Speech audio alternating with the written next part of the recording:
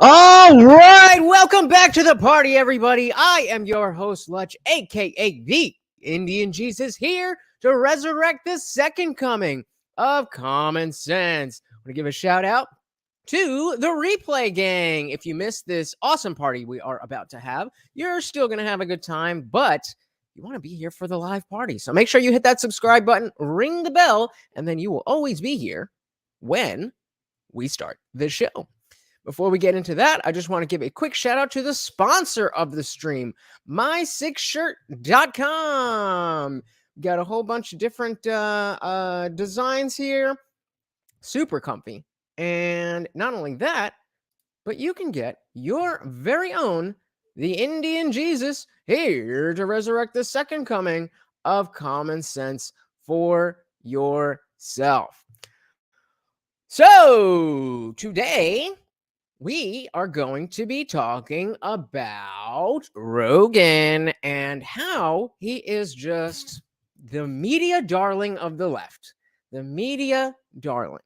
I've seen, ever since he got the Rona and was talking to Dr. Robert Malone and decided to use, monoclonal antibodies, the actual proper treatment for the Rona, along with some other things that CNN decided to highlight, along with color correcting his skin to make him look literally yellow. Ever since then, anything they can use to discredit the man, they will. Because they know that media, as it exists, is changing. And that people like Joe Rogan have the type of power that people like CNN or entities like CNN used to have. So let's just jump right in. I want to show you a clip here, and then we'll get to talking. So this is a clip from the Young Turks called Joe Rogan Jokes. I don't even want to say it, about pew-pewing homeless people on his podcast. Let's see how bad this really is.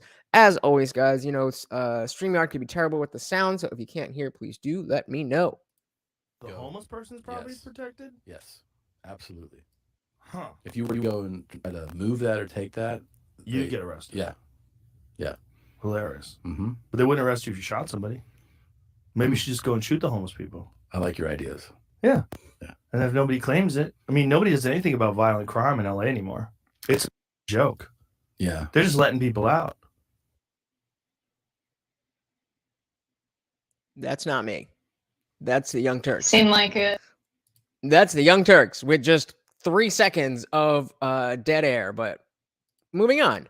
So we see, a joke about how they were talking about LA and just California in general, that all of these crimes that are going on and violent crimes that are going on, and people either aren't getting arrested or they are being arrested and then released without bail just to go do the same thing over.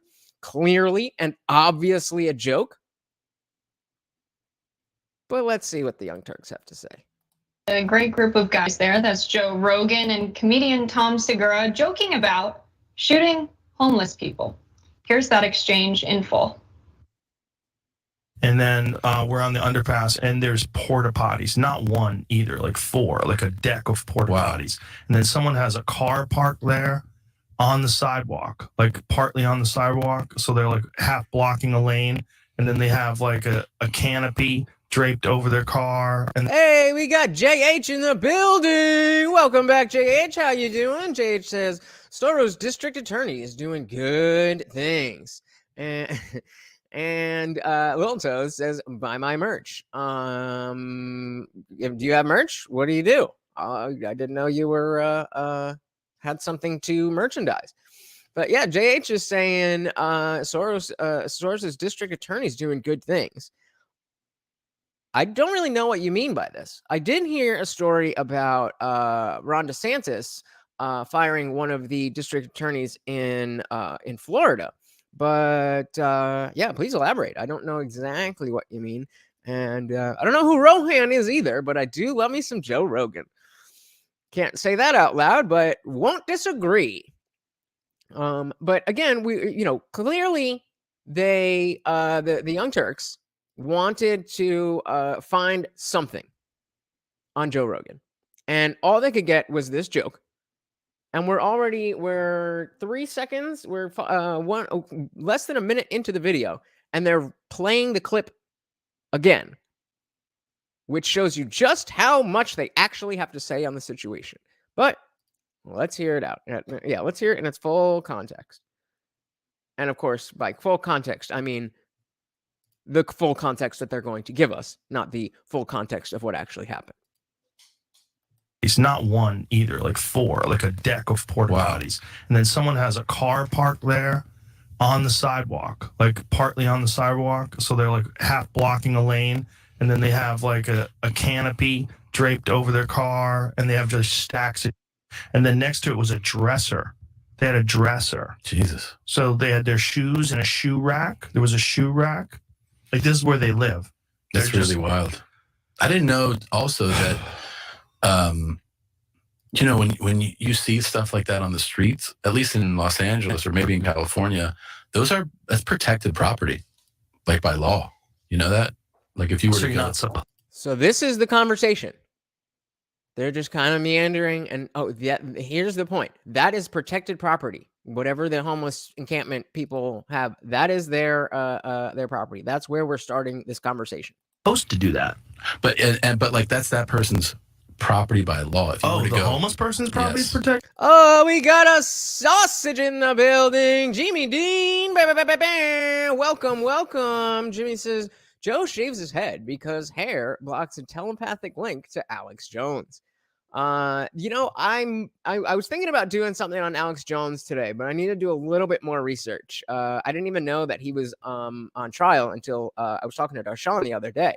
But and Jimmy seems a funnier version of Jack Murphy. Funnier and manlier. Yes, that's Tom Segura. And so obviously this is Rogan's podcast, and they are the one person is obviously Joe Rogan, and the other being on screen right now is Tom Segura. But I do want us to go back to that point because I want you to hear exactly what the conversation is before we take a peek at what the Young Turks actually have to say about it. When you see stuff like that on the streets, at least in Los Angeles or maybe in California, that's protected property, like by law. You know that? Like if you were to you're go, not supposed to do that. But like that's that person's property by law. If you were to go, homeless person's property is protected? Yes, absolutely. Huh. If you were to go and try to move that or take that, you'd get arrested. Yeah. Hilarious. Mm-hmm. But they wouldn't arrest you if you shot somebody. Maybe you should just go and shoot the homeless people. I like your ideas. Yeah. And if nobody claims it, I mean, nobody does anything about violent crime in LA anymore. It's a joke. Yeah. They're just letting people out. So, again, before we even go to her, is there anybody who doesn't think it was a joke? And is there anybody who thinks that this is even newsworthy? What did I miss here? JH said Soros has funded 62 DAs campaigns across the U.S. that don't prosecute the crimes. Well, we already see how bad the crime is in areas where they have laws like that, and they have bail reform and all that. Like, I definitely think it's a good sentiment that it shouldn't be that the people who have money can get out of jail, and if you're poor, then sucks to suck. I don't like that idea, but just especially with violent crimes, no bail at all is a little bit crazy. Well, toes, hold your tongue. Let's see. It's really unfortunate that Joe Rogan's comments are a reflection of a larger problem, a trend of violence against the. It's that joke was a trend of violence, contributing to a trend of violence. Interesting. Let's hear more. homeless communities in Los Angeles, California. The comments about beginning to kill homeless people hits too close to reality for any comfort. Because the murders of homeless people in Los Angeles went up 47% last year over the previous year. There's a bit of an unfortunate vigilantism already in Los Angeles towards people devastated by homelessness, and they don't need any encouragement. This is from Variety. Andy Bales, Union Rescue Mission, president and CEO. That's a 501c3 nonprofit organization. They provide emergency services, free health clinics, and resources to help break the cycle of homelessness. Notice her, I'm actually gonna keep this. Notice her eyes. She's not like just seeing this and hearing it and giving you, her thoughts on it. She's reading a script or teleprompter or something. So this was prepared. They saw this, they watched this, they made the graphics, they cut it up, they messed up and gave 3 seconds of dead air. Why? Why? They are also a religious organization. We have more from Andy Bales, who said, usually when I get a case like this with somebody with a lot of influence and responsibility, he's talking about Joe Rogan there, I invite them to come see what's happening on the street and get to know the people they're talking about. I would invite Joe to come to Union Rescue Mission to see not only our work, but see what's been happening on the streets and who these people are, who he's talking about. So already they're trying to frame Joe as some, rich person who's always been rich, as opposed to the broke comic who, because he adds value to the world, has the largest podcast in the world. I guarantee, I don't know this lady's past, I don't really know who she is, but I guarantee you, based on the stories that Joe has told over and over and over again, that he was living in squalor compared to anything that she has. And even if, comparatively it wasn't, point being, Joe wasn't always rich. It wasn't like Joe is a regular guy who got rich. But don't let, reality come into play when you're pushing a narrative. And a lot of folks are saying that Joe Rogan's comments are just a reflection of larger culture in the United States. We have this tweet, Joe Rogan being a millionaire and saying we should shoot homeless people is basically the most American thing anyone has said ever. What? Is that supposed to be a dig at America? Is that supposed to be like who? Let's find. I actually want to pull this person up. Let's see who Death Metal Viking is, and if they are somebody who should be highlighted, in a national news story. Death Metal.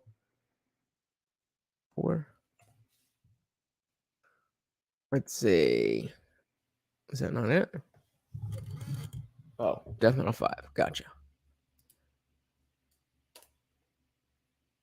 There he is. All right. Who do we got here? Oh, something went wrong.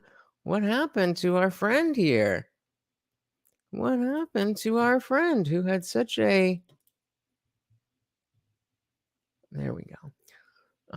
So unborn baby. So the pinned tweet is there we go. Unborn babies are, quote, sacred, but elementary school children are, quote, collateral damage for the Second Amendment. Okay. Modern version of Clue would include a gun.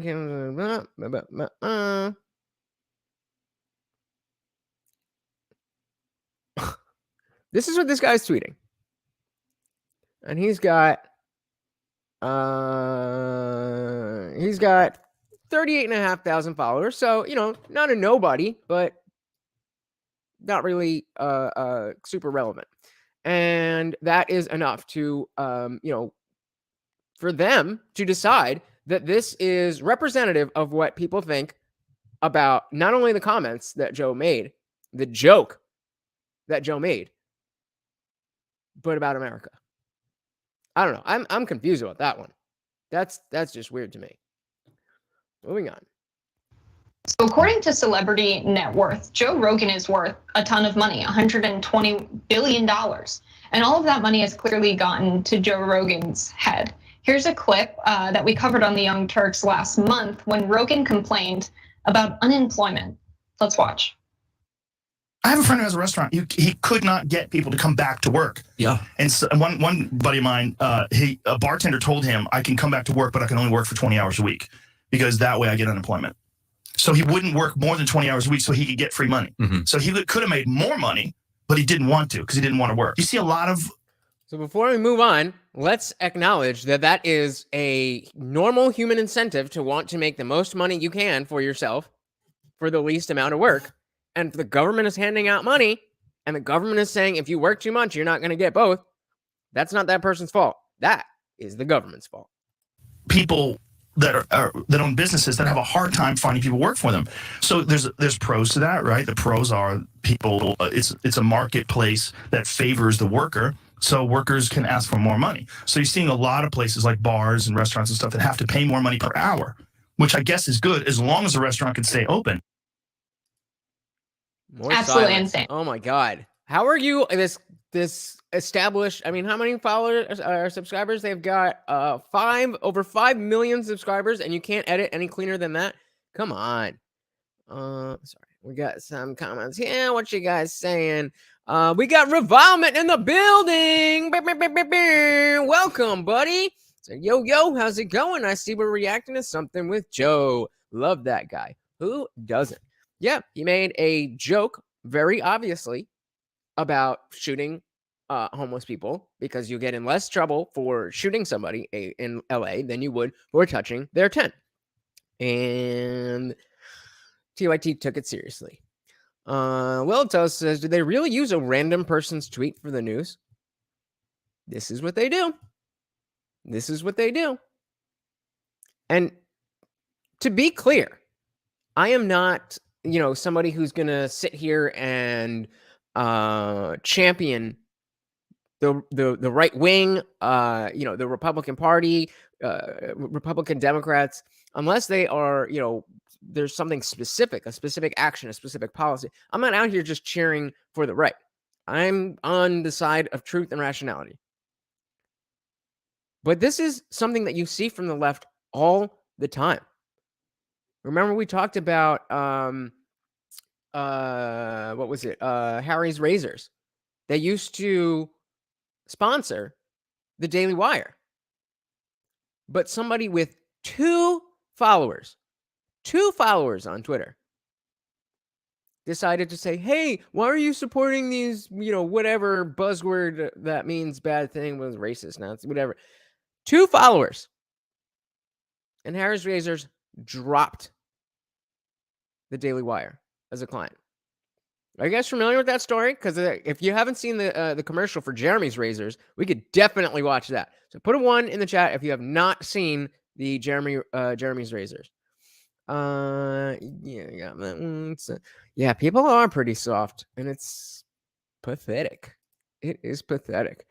Yeah, so drop a 1 if you want to see that commercial. Otherwise, let's keep going. And so not only is it a criminal act to be a homeless person in the United States of America, the people that don't want to work for less than a living wage, they're a part of the problem as well. And let's talk a little bit about what's going on with housing in California. So there are a lot of commercial luxury apartment buildings where most of the units are vacant. And the people, the developers who build those buildings, can claim a loss and get a huge tax break from those buildings. There are also companies like Zillow that are investing in properties. What they'll do is they'll go in and buy up 5 houses in a neighborhood. First, they'll purchase 3. They'll pay about $200,000 for each of those homes, and then they'll buy an additional, 2 homes at a price of $300,000, effectively lifting the price of housing. So now they can sell the original 3 at $100,000 gain. And now they've priced out all of those people from neighborhoods. What does this have to do with Joe Rogan? You can see they're working backwards. You can see that, Rogan said a thing that we could make a thing out of. And like, okay, what can we talk about this thing? We're already so far removed from Joe Rogan, and we are 5 minutes into this. The only thing that he did was make a joke about homelessness. And you're clearly just using his name for clickbait. But before we continue, you guys have to see this. It is the greatest advertisement ever. All right. Let me take this away.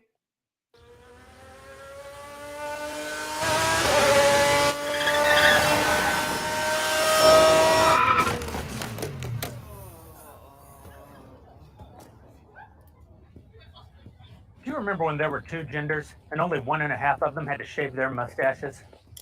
Oh, hi. I'm Jeremy Boring, CEO and God King of the Daily Wire. Harry's Razors used to advertise on our shows. They're a great product, and we were happy to do it. That's before some peon who works for me went and said that boys are boys and girls are girls, and that was just too much for Harry's. They condemned our views held by millions of Americans and virtually every human who's walked the planet until about 15 minutes ago, as inexcusable. And they dropped their ads from our network because of what they called values misalignment. You're damn right our values are misaligned. And it's not just Harry's either. Gillette razors used to be the best a man could get. Then they decided that men are too toxic. Unless you're the kind of man who teaches his daughter to shave her beard.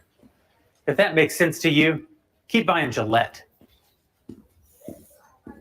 But if you've had enough of the woke bullshit and you're tired of paying companies like Harry's and Gillette to hate you, I'm going to come back to that.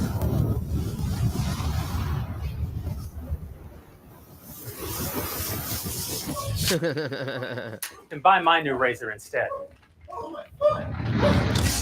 So if you're not familiar, this guy in the commercial, Jeremy, is Jeremy Boring, the founder. I don't know if he's the founder, but he's the head honcho at the Daily Wire. So Little Toes was saying, "Wow, I took a look at the comments in the Young Turks video. I expected people to defend Joe. Silly boy. Nope, just an echo chamber of Joe haters. That's the world we live in now. That's the world we live in now. I wouldn't expect anything different. And so far, he is enjoying that razor. Vomit says, this is one of the best commercials I've ever seen. They had some balls. Respect to them. And yeah, they sell a bunch of stuff. Let's finish this out. Behold, Jeremy's razors. Yes, they're real. Yes, they're fabulous. But Jeremy, you say, you're a svelte silver fox with a salt and pepper beard that's the envy of lesser men. You're damn right I am. And I want to be clear that shaving with a Jeremy's razor won't actually make you look more like me. Yes, you're giving me fierce. You're giving me power. Could make you look more like this guy, though. And that's the most homoerotic moment you'll ever get from a Jeremy's razor commercial. What kind of man shaves with a Jeremy's razor? I don't know. How about cowboys, firefighters, those guys that shot Osama bin Laden? I mean, no, none of those guys have ever even heard of a Jeremy's razor, but imagine how much more manly they'd be if they had.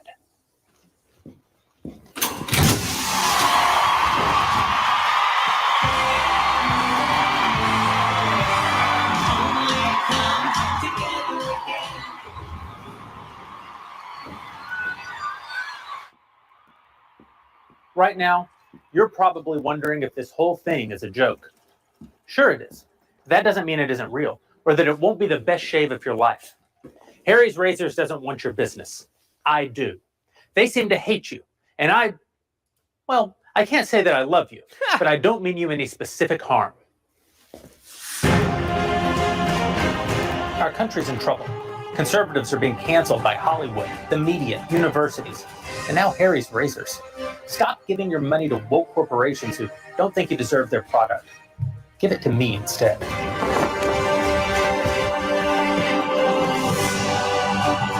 Head over to IHateHarrys.com and pre-order your Founders Series razor and shaving cream set today. Epic.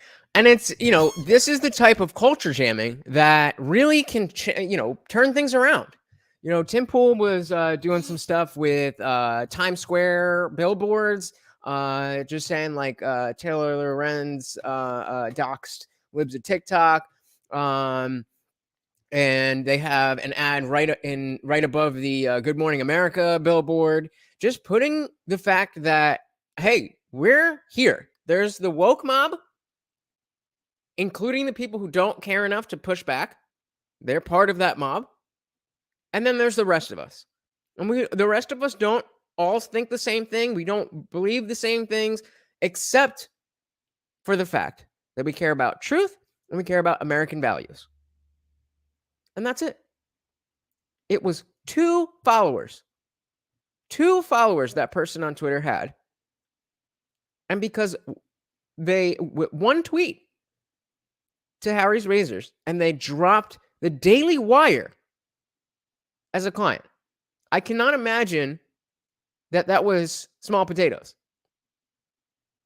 But guilty by association. So what does he do? He turns around and turns it into an opportunity. That is the kind of stuff that will improve our country. And it's just one example, of course, but it's somebody's got to stand up and say something. You know, just like Little Toes was talking about, it's just an echo chamber in the comments of videos like this over here.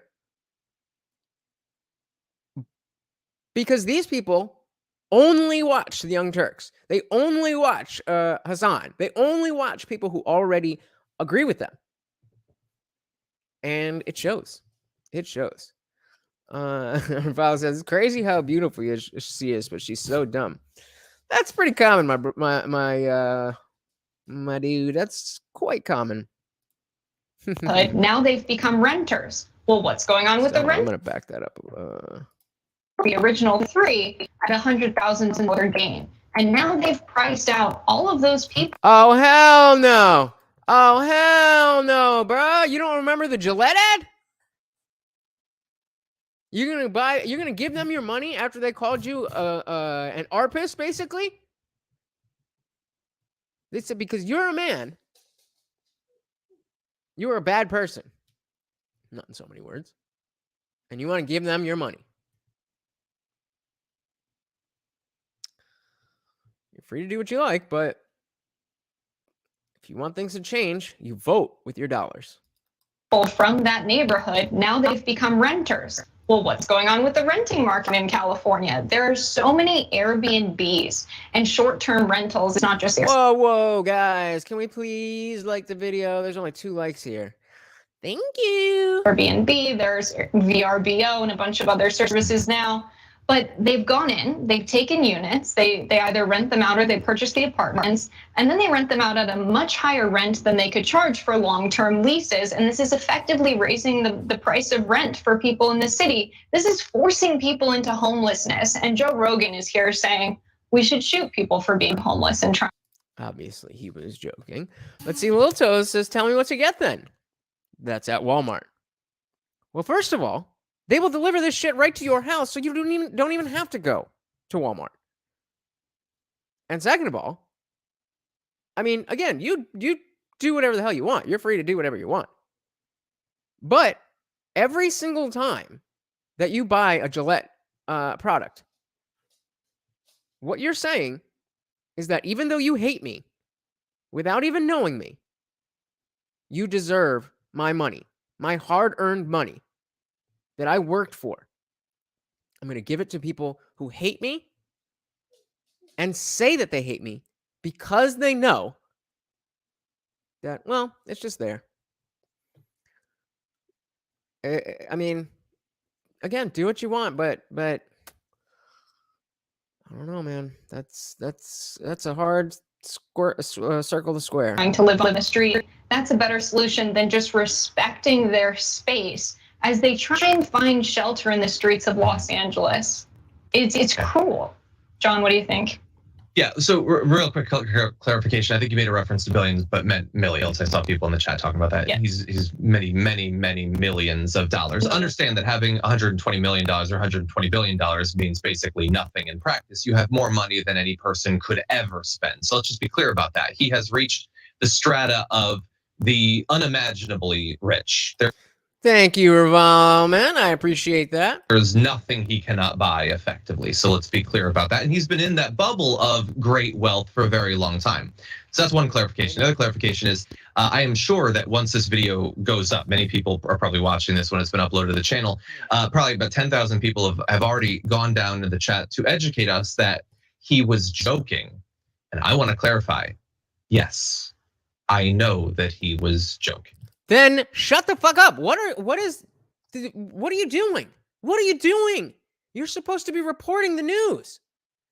Why? Hey, little sus in the building. Welcome to the party. We are just watching the Young Turks go crazy over Joe Rogan for no goddamn reason. And as John Irola just said, they know it's a joke. They know it's a joke. Meaning they understand. Hey, NBA goalie, welcome. Party is getting lit. Yeah, I mean, what can you possibly have to say if you do understand that it's a joke? What is your issue? I know that Joe Rogan was not literally saying to his audience, you should go out and you should shoot the homeless. I get it. Yes, okay. He was joking. He also felt like that was something to joke about.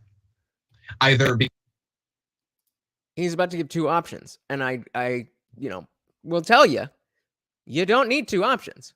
The reason he did it is because he's a comic and he hosts a podcast, and his guest was another comic.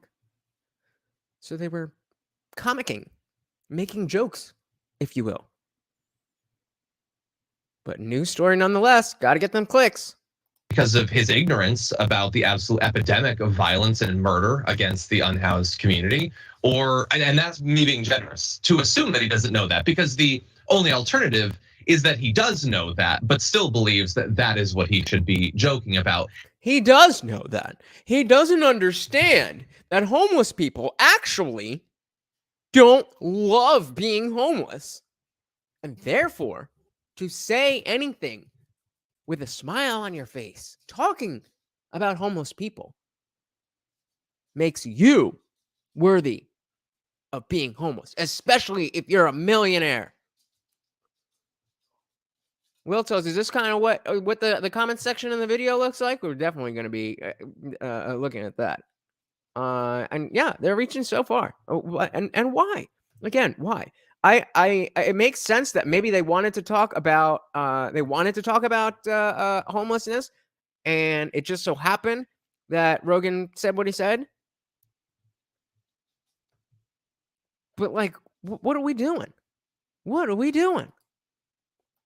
And again, at the end of the day, it ain't about what he thinks. His audience is what matters. All of the, I'm gonna say, hold on just a minute here. So Revilement says that if he wasn't so broke, asked to release some merch.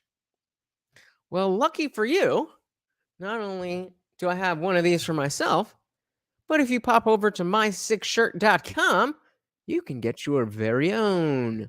Here to resurrect the second coming of common sense. Shout out to our sponsor, mysickshirt.com. Getting back into it. Boom. The white guys who are wait a minute. What did he just say? How in the fuck did this turn into something about race? How did that happen? What he thinks, his audience is what matters. All of the, I'm gonna say, white guys who are because only white people would listen to an entertaining person who cares about self-improvement and knows a lot about sports and medicine and all these things through years and years and years of talking to people at the top of their game. That's only for white people, right? Putting into the chat that he was joking. How do you like jokes about how people should be able to get away with shooting white guys without He would be completely fine with it. As am I. I'll make a joke about it right now. Killing white people. I'll do it with Indian people too. Killing Indian people. It's a joke. Experiencing any consequences. Do you think that that's really funny, or do you freak out politically about anything like that? When have you ever seen Joe Rogan flip out about anything to do with race politically? This is a textbook straw man. Just making up an argument, making up a position that they're claiming that Rogan holds so that they can knock it down. And so much support. Will tones and revilement. Probably get on with but guys, Joe Rogan said to shoot homeless people, I'm gonna shoot them. Exactly, right? As if that's how it works. As if, nobody or somebody is just gonna be going about their day and have no thoughts of violence or anything, and they hear that one line joke when they're actually talking about the law enforcement law enforcement in LA in general. But nope. I bet you we see it on the news tonight. Bunch of Joe Rogan, bunch of short, stocky, bald men in jiu-jitsu gis out shooting the homeless people. That's what we can expect, right? That would make sense to John Iadarola here. And by the way, you freak out about rich elites who don't understand regular Americans. You get that you're listening to one. I understand that he's into MMA or something, but he has way more in common with Donald Trump than with you. I know that you don't want to believe that because of the branding around his podcast and everything. So as we've already established, Joe did not come from wealth. Joe was poor as hell and grew up in a single-parent household in Jersey and somewhere else. And as most comics, for the overwhelming majority of his career, he was paid as a typical comic. He was broke. Yeah, then he got on Fear Factor, News Radio, all that stuff. But, I mean, I think we can all agree that while doing streaming, podcasting, TV, any of that stuff is not exactly the same thing as hard manual labor. But to say that Joe didn't work hard for what he has is silly. It's silly. Ron says, did I miss something? Smoked a fatty. I thought you were talking about. Gotcha. So remember when Hassan joked about 9/11 being good, even though he was being serious? I do. In fact, I do. And we've got a little bit. I wanted to get Hassan's take on this as well. So we will be checking that out very shortly. But that's who he is. He hasn't Is it though? Lived as a regular person for a very, very long time. He doesn't know what it's like to live on a salary of $75K, let alone to live out of the back of the van that is your home. But again, as we've just went over, yes, he does. Just Google it. I'm sure it's on his Wikipedia. You are a channel with 5 million people subscribed to you. And you purport to give them news and the truth. And this is what we get. They've got the money. They've got the money to hire researchers, do it right. But it's easier to just, prey on the stupidity of people who don't really pay attention. So why put in more work than you have to? I mean, that Britney girl earlier was talking about how terrible that was, but the rest of us seems perfectly fine to want to make money for the work that you do. Unless it's Joe Rogan. I love that the activists offered to bring him in there so that he could actually learn about their experience. I challenged him to do that on the Daily Report this morning. He always wants to have his perspective broadened. He wants to learn about more stuff. Well, I would argue that there are better ways to do that than bringing on some author. Go out there and learn about it. I think that would be a pretty eye-opening experience for him. John knows that he's a traveling comic and speaks to people on stage every day, right? Probably not, actually. He probably has no fucking clue. But that won't stop him from doing a news report. Yeah, let's hope that I didn't just speak into existence that Joe Rogan's going to become a billionaire. Let's hope that never happens in this timeline. That would be terrifying. And there it is. There it is. Let's hope that Joe Rogan doesn't become a billionaire. Why? How does that change your life at all? At all. If Joe becomes a billionaire. He's already got the most influential podcast, so it's not like he's going to get more power with more money. You just salty. You're just salty. Ravan says, dude hasn't known Joe his whole life. Who the fuck is he to say he didn't work hard to get where he is today? That is exactly what it is. They're mad. They're mad because they can't get the types of views that Joe gets. But they shouldn't be mad because the reason they can't get the kind of views that the reason they can't get the kind of views that Joe gets, there we go, is because they're full of shit. They're full of shit. Yeah, Rogan's made a lot of money. He's done very well for himself. But there's an entire population of people who have a lot of money and are also nice, down-to-earth people. Probably more projection that with their foreign corporate donors at the Young Turks, when they're all getting paid pretty handsomely, it's just jealousy.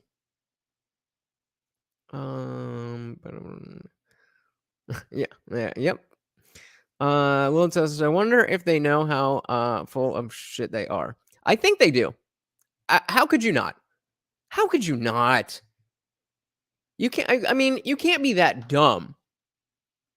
In order to run a business, in order to build a platform, you can't be dumb. I mean, you don't have to be a genius, but there's definitely a level of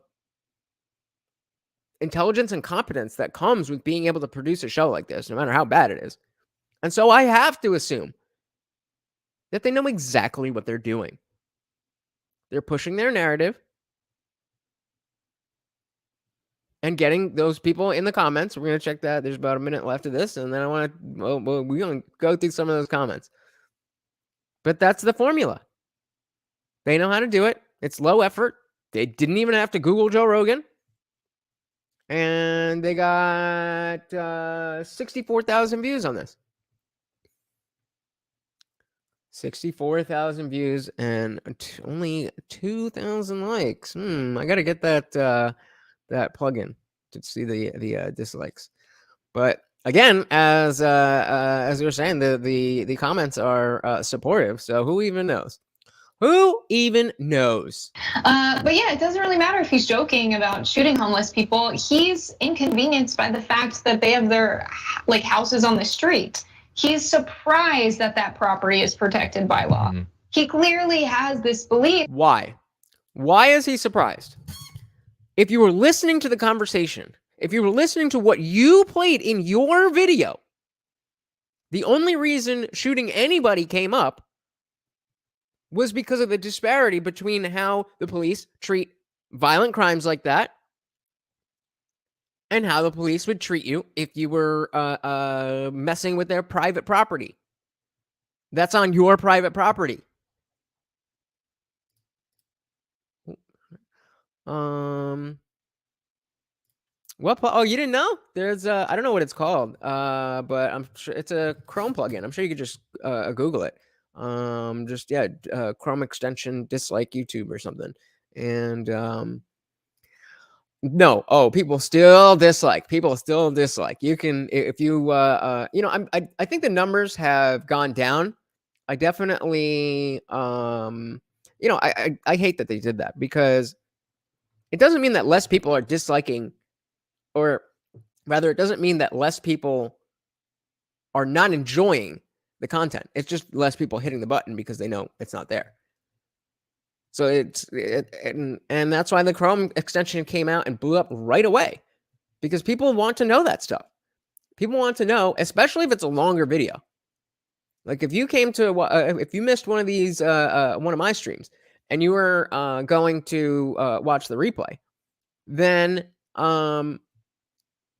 yep, unfortunately, but it's just us here, man. I mean, do it in 2 or 3.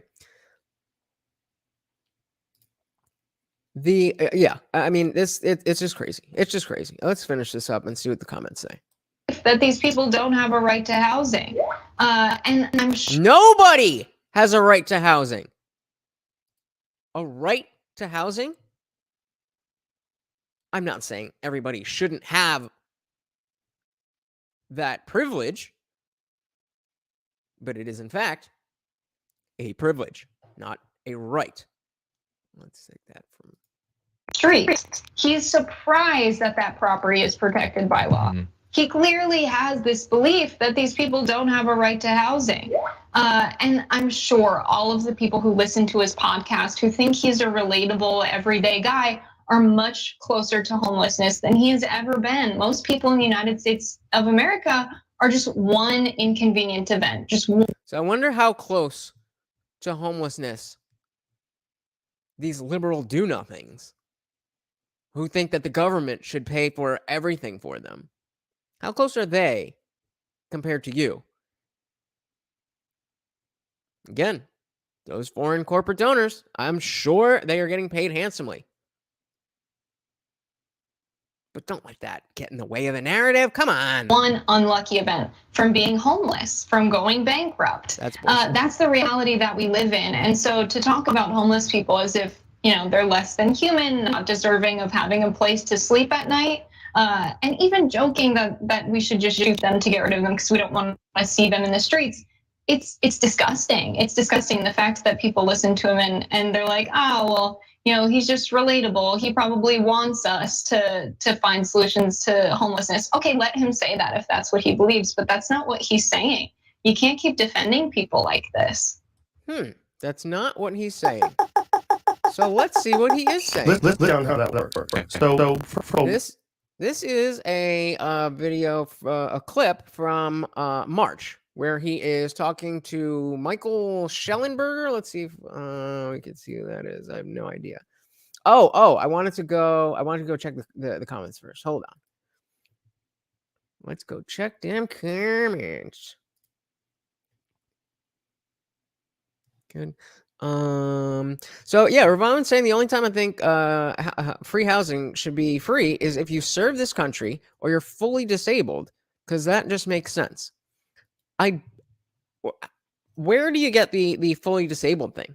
Because there's like yeah. What do you mean by the fully disabled thing?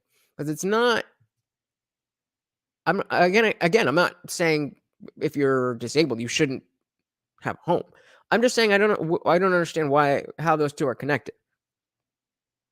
The fact is, it costs money to build buildings. It costs money to upkeep property.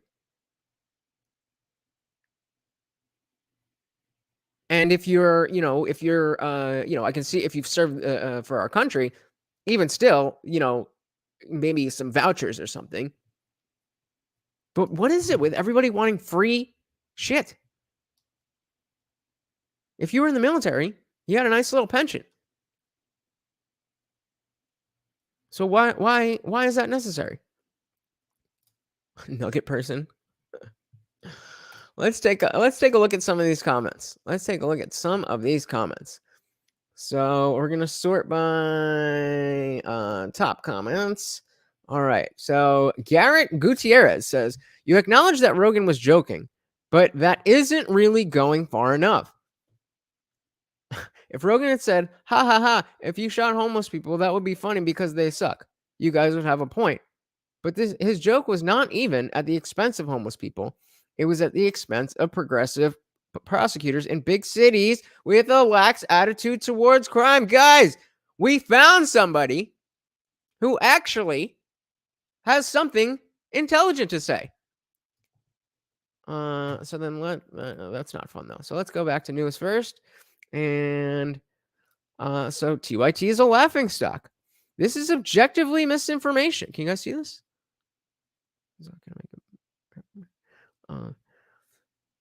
Whoa, too big. Where'd we go? What the fuck happened? Give me a second. Struggle streaming. So it sounds like there are a decent amount of people who are not in support of this. This person says this is fractal stupid. You can zoom into it for an eternity, and we just keep generating more stupid. We got Dr. Vegetable saying, "Grow the f up." Oh, is this just here for the ratio? What does that mean? Are they going to show? This is how this video from Actual Justice Warrior. TYT pretends Joe Rogan hates the homeless. That's where I heard about this whole thing. So definitely go check that out. That chick is hot. Such a shame she's a fool. So interesting. Lil Toe is saying he got a bunch of different comments that were all stupid. Let's see. Let's keep going until we actually find one. So Joe Rogan says, I haven't been to a pride parade before. TYT. Joe Rogan calls for genocide of LGBT community. You people are trash. Delete your channel. TYT is so irrelevant and desperate. Top comments. So yeah, we'll go in because that'll give the recent will give us a better idea of what people are saying in real time. just in, TYT lacks any sense of humor. This trollop, I don't even know what that means. Jessica reminds me of King Jong-un's evil sister. What? We have to find somebody who supports this stuff. TYT going out of their way to misinterpret. Don't know what's sadder, the Young Turks making an obvious lie or their fans believing it without question. So this is a big white pill. This is a big white pill. This is what Lil Toes was talking about is exactly what I expected if we went into the comments. So recent comments always got the good take. Well, the top one was that first one I read. So let's go back to top comments. Yeah. So Nick James 2 weeks ago. So I'm British and went to Austin last month. I was shocked by the amount of homelessness people. They were in a terrible state. Oh, we got a little conversation going. Worse than Manchester? Yep, Manchester's the poorest. Don't care. Andy Michalowski. So am I missing something here? I watched the clip and I'm pretty sure Joe was, according to his understanding of the laws in Los Angeles, disgusted that a person could be prosecuted more harshly for messing with a homeless person's property than people who commit muktak. Exactly. So this is very This is very maybe YouTube wants you to go crazy on the Young Turks. But this is why we're here, to figure out what's really good. And it seems like people are not as stupid. Here we go. I've seen this from my own family. Money warps their perspective. They start to dehumanize the homeless, the poor, and minorities. Their money becomes more important than the people, their neighbors, and family. And making more money is paramount. Money devours the soul. It's got 13 likes on that one. Someone said, or maybe it was a joke. And that same person, it was clearly a joke. But there was a whiff of truth to it that many folks here picked up on. Again, that is projection. If you feel like you're better than other people, and you wouldn't say it out loud, and you hear somebody else joking about the same kind of thing, you would likely have a problem with it because it reflects something in yourself that you don't like. I want to find a good one. There's got to be a good one here. Okay, so we got, as somebody who's been homeless, this is a common suggestion made for dealing with homeless people. They built a tent city outside town limits just to have it bulldozed.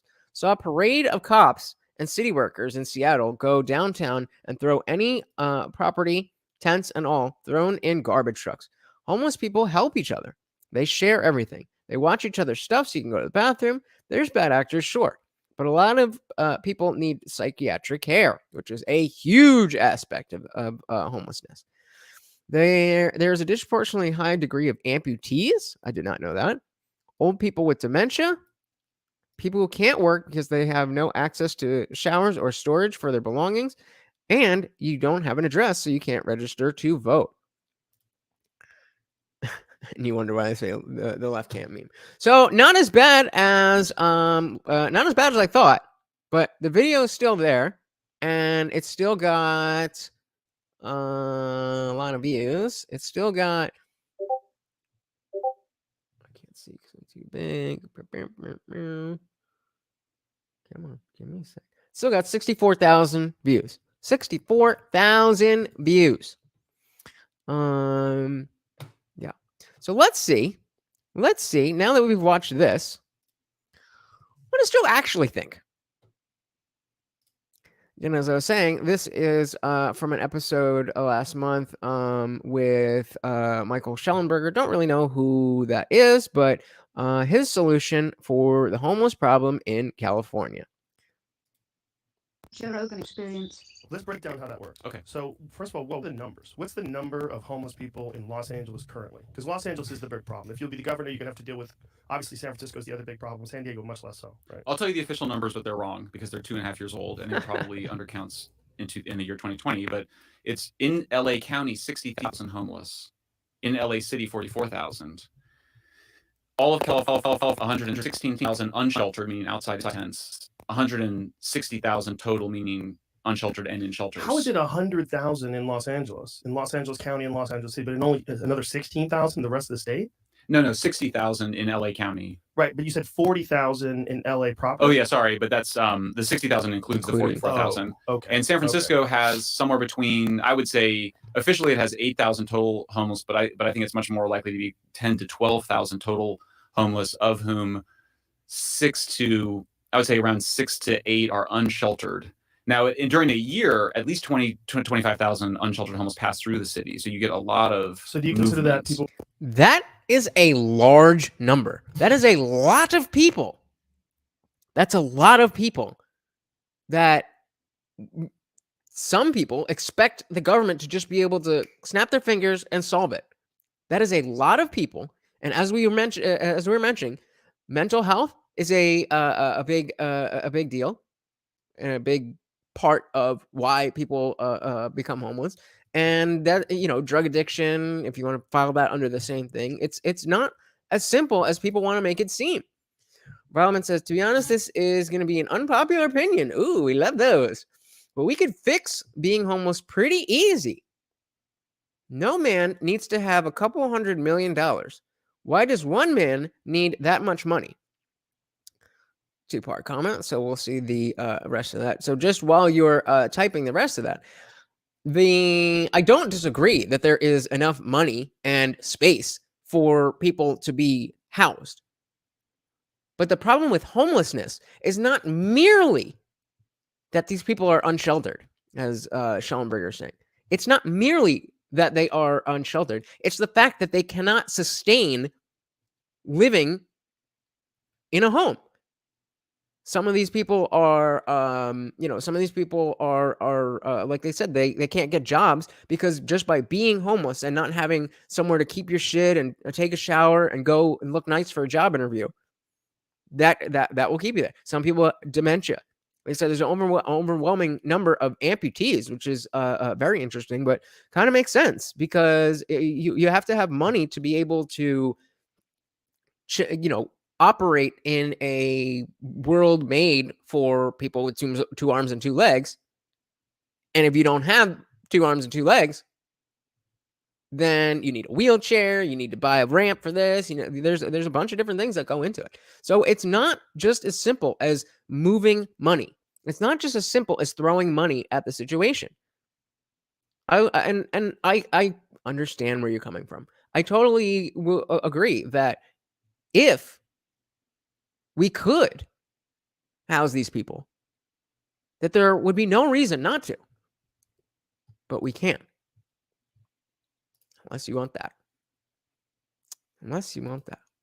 So again, this is a separate thing from when he was talking, when he made the joke. I just want to give some context as to what Joe is really thinking about all of this. Without tents, are they unsheltered? No, the people in the tents are considered unsheltered homeless. Oh, okay. So these are the sheltered. The only people considered sheltered are people in official shelters. I see. Yeah. So roughly speaking, you're talking about somewhere in the neighborhood of 200,000 people in the state.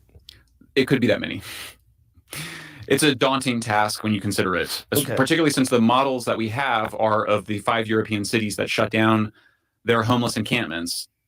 One thing I discovered is that the Europeans called them open drug scenes. We euphemistically refer to them as homeless encampments, which makes them sound like they're making marshmallow s'mores. Yeah, and also it brings us back to that they're down on their luck narrative. Right, that they're Okies is the picture. They're just Okies. They just can't afford the rent. No, they're not there. Okies? Well, remember Grapes of Wrath, the John Steinbeck novel. They came from the Dust Bowl in Oklahoma. They came to California, and then they lived in tents. And so this archetypal, when people that would never go and talk to homeless people or interview them, they look at those tents and they go, they're poor people. That's like how the mentality works, as opposed to like, no, they became addicted to hard drugs. They stopped working. They overstayed their welcome with friends and family. They were usually often stole money or lied or cheated from the folks that are staying, and then they were finally kicked out onto the street, and then they go just live in the open drug markets, and the open drug markets become the open drug scenes. One of the characters in San Francisco, he was like, when we were walking through the Tenderloin, which is like the Skid Row of San Francisco, he goes, yeah, that's the doorwell I used to sleep in because I didn't want to walk 5 blocks away to the shelter. I wanted to be right where the drug dealers were. So part of it is that you see that. The other thing is that like the people often in the open drug scene might not be homeless in the sense that they might actually have places to stay. But what you'll see when you watch the open drug scenes is that people will come on their bikes or they'll walk there, they'll buy the drugs from the dealers, and they'll use them right there. They're in such a hurry to get their fix. They'll buy the fentanyl and meth and they'll just sit right there. And then over a period of time, they're just there all the time with their little foil and lighting the meth and fentanyl and smoking it. And they just become catatonic. So I am so glad that I was able to break the habit and never go that far down the road of being a drug addict. For those of you who don't know, I was a pillhead, opiates, for about 5 years in my early 20s. And I thankfully got out of that. But every single one of my friends who did those drugs, every one of my friends that we did drugs together, all of them eventually switched to heroin. And I've talked about it before. We could talk about it and when it's more relevant, but there's just a few things that I did by understanding the situation and understanding the parameters of what was going on that allowed me to stay on top of it. And I'm not suggesting that you should become a drug addict. I'm just saying heroin is something else. It is on another plane of existence. And it doesn't surprise me that people get hooked. But not to get too off track, I just want to show it out there. And these people, like they were saying, people who have homes will go to get the fentanyl, heroin, whatever, and the habit becomes such that they just stay there because there's no point in leaving just to have to come back. How does this solve that? And be fair, he said 2-part comment, it's coming, but I don't see how that solves it. Well, so we have these numbers. Let's just, whatever the number is in LA, 100,000. Let's say 100,000. Okay, so before we dive back in, so let's go back to the original one. Rollin said it's going to be an unpopular opinion, but we could fix homelessness pretty easy. No man needs to have a couple $100 million. Why does one man need that much money? For billionaires, their money should be capped and forced to give most of it away. Then they can still be wealthy, but their money could go to nursing homes for people who have no arms and legs. So what's the number then, Ravam? What's the number that somebody can make before they are forced to give their money away? That's my question to you as we continue. What is the number? What is the dollar amount that once you have X amount of dollars, we're going to force you to give every other dollar that you have away? Let's start with LA. What is available in terms of shelter? And do you make new buildings? Do you buy buildings? Yes. Both. Yep. And it's not clear that I'm not sure yet. We have a working group on this. And so we're looking at this. It's not clear where you start. One argument is that you start where you have the strongest local political support. So there is a mayoral election in LA. We'll see what happens. But for example, let's say the Sacramento mayor is like, Michael, we love your whole agenda. Let's start in Sacramento.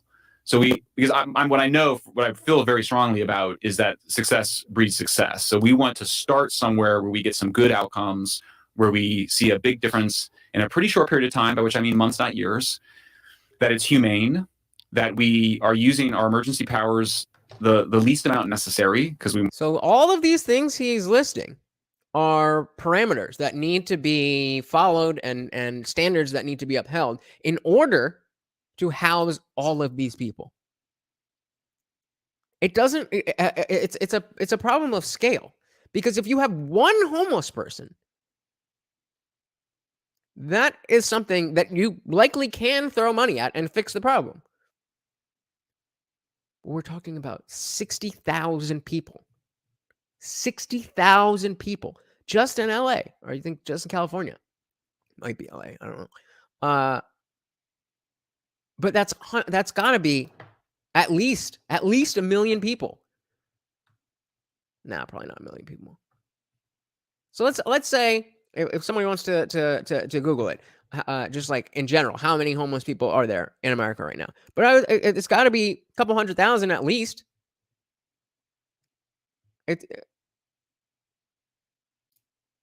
Times when that would be 6 trillion, right? Or something like that. I don't know. I'm not good at math.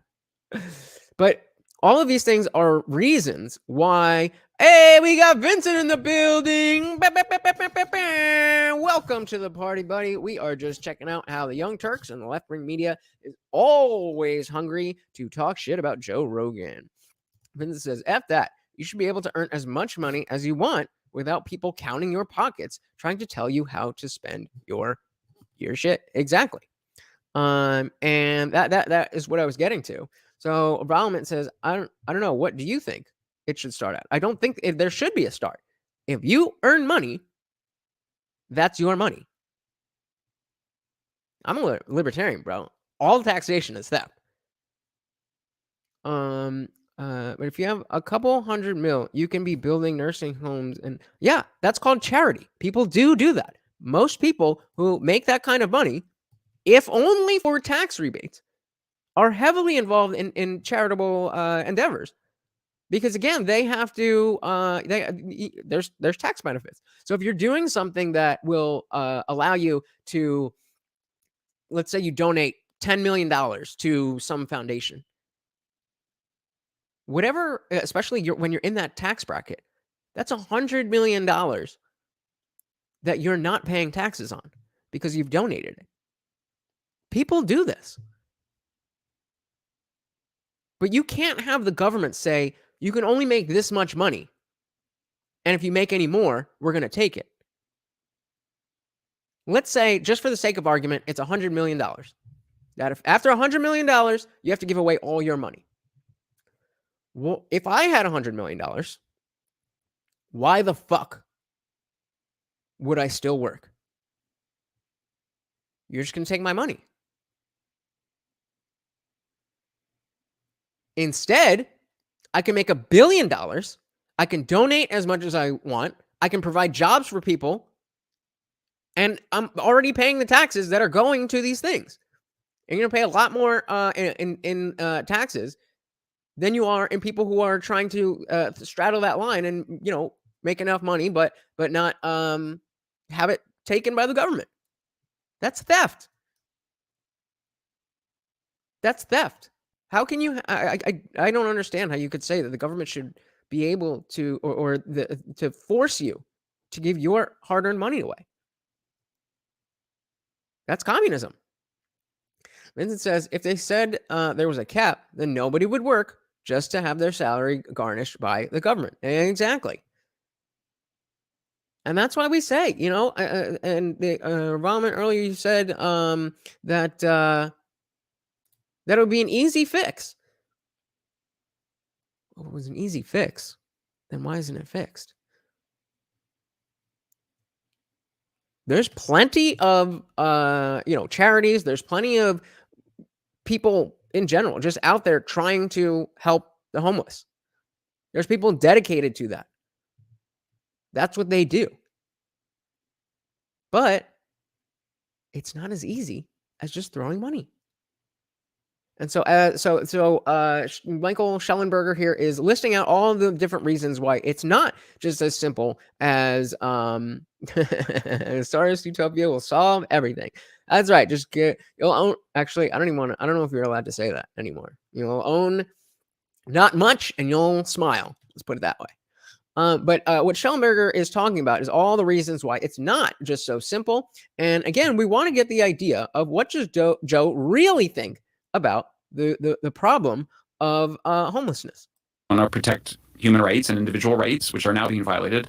We want to protect those rights. We want to limit the powers that the governor has, because the governor has absolutely extraordinary powers in disaster situations, which is what this is. You get success. Now, you get people into shelter, you get people into rehabs, you get some people into psych hospitals, you might actually get people to go back home to Kentucky or Colorado, or wherever they came from.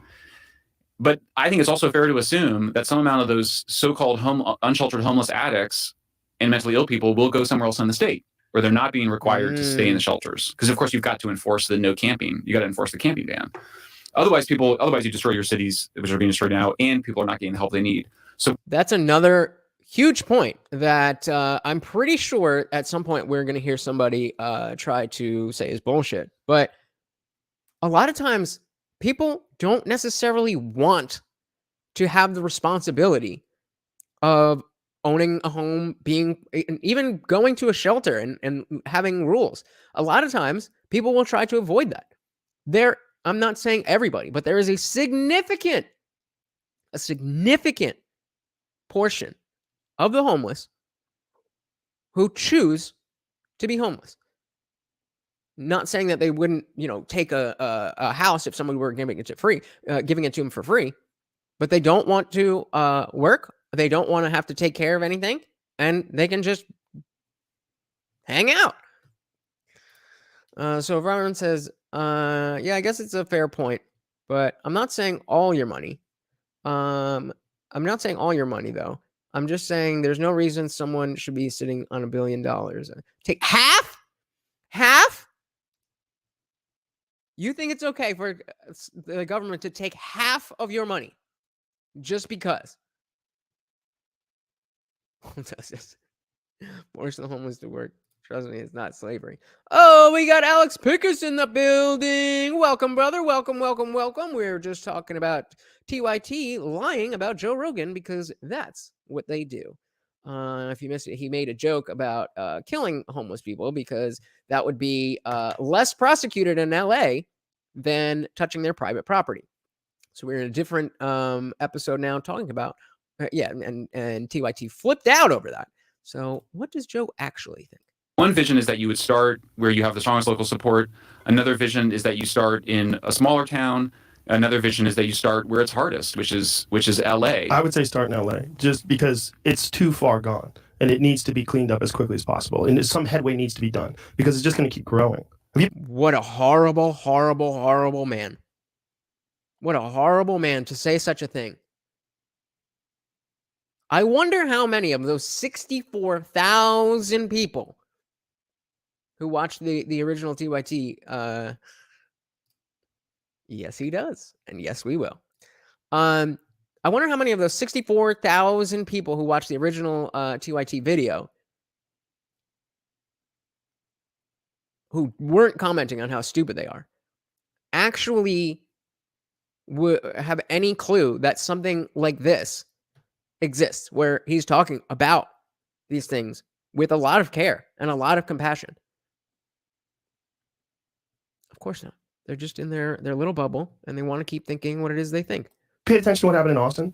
Yes. Austin's been pretty interesting. Yeah. Because the mayor, who I had on the podcast, he really clearly stated that this is his goal. He said, I want to clean this up before I leave office. And if I don't do that, I'll consider my tenure a failure. Good. And he did a lot. He's reversed himself, because there was a ballot initiative passed that banned camping. Mm-hmm. He was the one that allowed public camping, right? Yes. And then there was a ballot initiative that passed that banned it. Now, my understanding is that a lot of unsheltered homeless have moved into the woods, have moved into other parts of Austin. I haven't tracked it closely. But I mean, at the end They've of the day, done a lot to put people into shelters. That's great. But the thing is, if you don't kidnap them, it's very difficult. I mean, I'm not saying you should kidnap people, but I'm saying if you don't physically force them into doing something, these people, I mean, by nature, that like this, the type of person that's willing to live on a tent on Cesar Chavez, like that's a radical mindset. Sorry to use the word radical again, but they've disintegrated. Yeah, I mean, you've gone that They've far. lost their exactly. Setting up a lawn chair on a major street in front of this tent that you live in, and you're drinking water out of an old milk jug that you bought or got somewhere. It's crazy. The whole thing is crazy, and they've done a great job in Austin of cleaning it up. But one of the things that the mayor said when I talked to him about it, he said, we can clean up 3,000 people. We can do that. He goes, but if it gets to where Los Angeles is, that's untenable. It's unmanageable. That's what his thought was. Yeah. Again, does this sound like somebody who is callous about this? Or does it sound like somebody who's thought about this, pays attention to this, wants to find a solution? And then in a different podcast with another stand-up comic made a joke. Raval says, fuck, if I have 10 billion, take half of it. I've just never been very greedy, to be honest. And that's virtuous. That's good for you. If you, why don't you give away half of your money now? I'm sure you could eat, cheaper stuff. You could move to a smaller place. You could get a smaller car, a cheaper car. Why don't you do it now? And the point is that if it's your money, you have the right to choose to give away half of it. But to say that that would be required, again, as Vincent was saying, is that people just wouldn't work. There would be all these back channels, the Cayman Islands, shell companies, all of this stuff to avoid the government stealing the money that you earned. So, okay, you got nothing in your bank account. So from now on, they're going to take half of any new money that you get because there's people who need it. Right? It's a little different when it's your own money, isn't it? Almost as if being a millionaire doesn't change you into some other being. Particularly when you're self-made. Particularly when you've come from, a very low socioeconomic status and have worked for yourself and have built the most influential platform on the internet.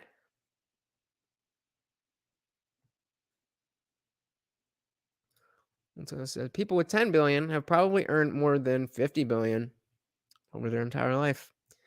Taxation is theft, baby. Felt like it was so far gone that no one had the resources to gather up all those people and get them off the streets. And like that's not true. Well, okay, like Skid Row. Yeah, that would be where you would start. You want to start at Skid Row. I don't know that we'll start there. That's what I'm saying. See what I'm saying? Like that's such a giant we'll get problem. there. Well, yeah. I mean, the other issue is that, and let me just address this other issue which you raised, which I think is an important issue, which is like, if let's say we do a really good job and we get addicts and mentally ill people more of them coming to California, and then we're shouldering the burden for the entire country. There's two answers to that. First is that we're going to need to ask the states that sent us their people to share that burden, or we're going to need to go to Congress and be like, look, if we're going to treat the nation's addicts in rehab facilities, then we're going to need to be reimbursed. We have mechanisms to do that. There's also a real danger if this becomes a place where people can go to clean up and people can go to be taken care of, that more people come, and then crime increases, and then more people leave the state. Right. Which, I mean, the numbers of people that have left California over the last couple of years are staggering. That's right. We need all the other issues. Yes, that's definitely a concern. So you also need more police officers. So I point out, you don't have to choose between mass homelessness and mass incarceration, but that means that you need the 3 key Ps: more police, more psychiatry, and more probation.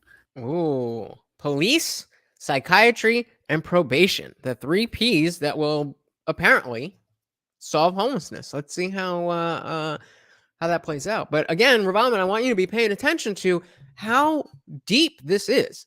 When you have, they're talking about, well, okay, if you have a shelter, then more people are going to be coming in. You're more likely to see crime. Then you need to pay more police officers. It's a whole thing. It's not just a matter of, hey, there's a house. Hey, there's a homeless person.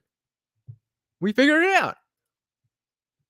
If it did, then why do you think we wouldn't have done it? Do you think the establishment that benefits from all the money that you spend as an American would not want those 60,000 people just in LA to have money that they would be paying taxes on? It doesn't make sense, man. Robin says, I mean, I guess it could cause more bad than good. Exactly. Hopefully, I haven't upset anyone with my opinions. No, of course not. We are, this is a place where you are free to express any opinion that you want. If it's way out there, I'm going to say something, but feel free to say whatever you like. I appreciate you guys, giving your opinions. Are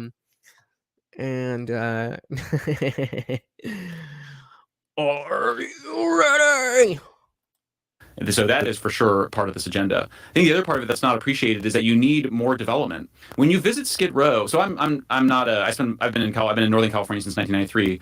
When I went to Skid Row, I was like, this neighborhood is awesome. I mean, if you ignore the complete human depravity and tragedy on the ground. Yeah, you look around the buildings and like it's sunny and it's near the highways and you're like, this is an incredible neighborhood. It needs to be redeveloped. You need to have a much broader mix of people in there. They tried to do that for a while, right? I mean, and it's to some extent happening, but it needs to happen much more significantly, which means that we need to expedite and cut the red tape and get those buildings redeveloped and get people in there. And then it means that a lot of those services, you don't have, like, there's no constitutional right to just go to be in Skid Row or in downtown LA or downtown San Francisco and just be given a free apartment. If you want rehab, or if you were arrested and given the choice of rehab or prison, the rehab you might get might be in Fresno or Bakersfield, or it might be in Yuba County, or it might be in the Sierras, and that might be where that might be the best place to be. 90-day rehab facility, or 120 days where you're then on a fire crew. I mean, for heaven's sake, we need many more people working on preparing forests and to prevent fires, for example, is one of the many things that we need to do in California. Cleanups, absolutely. Prescribed burns. That's like manual, hard labor. Not everybody's going to do it. Some people might learn Python at rehab. Some people might learn woodworking. Python? It's just a basic programming language. I'm glad he asked that question. But again, a good point that it's not that there's a lack of these positions. People make decisions. Do you think that if you go to Skid Row and you're like, hey, there's a job here, there, the other place, that everyone's gonna be like, what? Oh my God, let's all run. Homeless people aren't inherently stupid.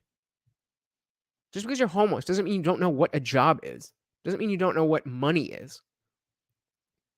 I'm not putting that on well, I'll give it to you, but I'm not reading it. The only reason to read the Bible is to see how fucked up Christianity is. Oh, I'm sorry. I thought you were talking about like cleaning up pythons in Florida. You're gonna ship them out to Florida? Maybe that too. This can be, one of the revolutions that we have not taken advantage either in schooling or in mental health care or rehab is personalization. Everybody's different. Like there's some people that should be people that would be great on a fire crew, working on Cal Fire. Other people, could be helping other people to get into recovery. So we can do all those things with a centralized system, with a really good centralized system. And the other key ingredient that we don't have is professional assertive case managers, where somebody is tracking your progress. If you're arrested or you overdose and you go into rehab, before you get out, there's a plan for you so that you don't just go right back on the street and start smoking fentanyl and overdose and die, or just become an addict again. There's some plan for you. And we're going to keep a close eye on you, make sure that you commit to that plan.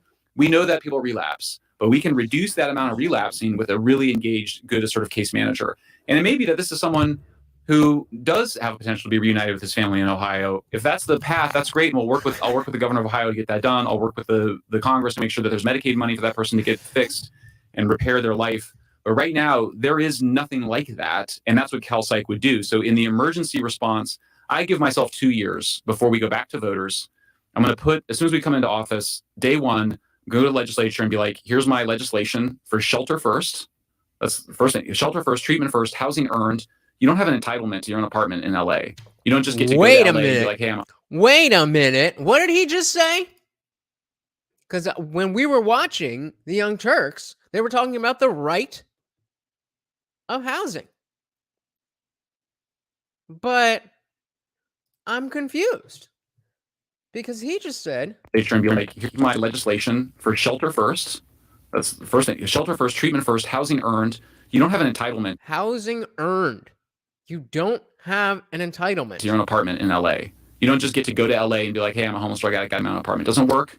It's not ethical. It's not fair. Okay, but if they do go there and then they don't work, well, they're just going to be homeless. If you can't, so we're going to enforce a statewide camping ban. So where do you start? Venice? Like that's a good eyesore. I mean, right? give me. I've got a little bit of time to figure out where we start, and some of it will depend on politics. Have you run numbers with anybody? We're doing that right now. Yeah. So it seems like it's. We're going to come in on my inauguration day with legislation that goes in front of the legislature.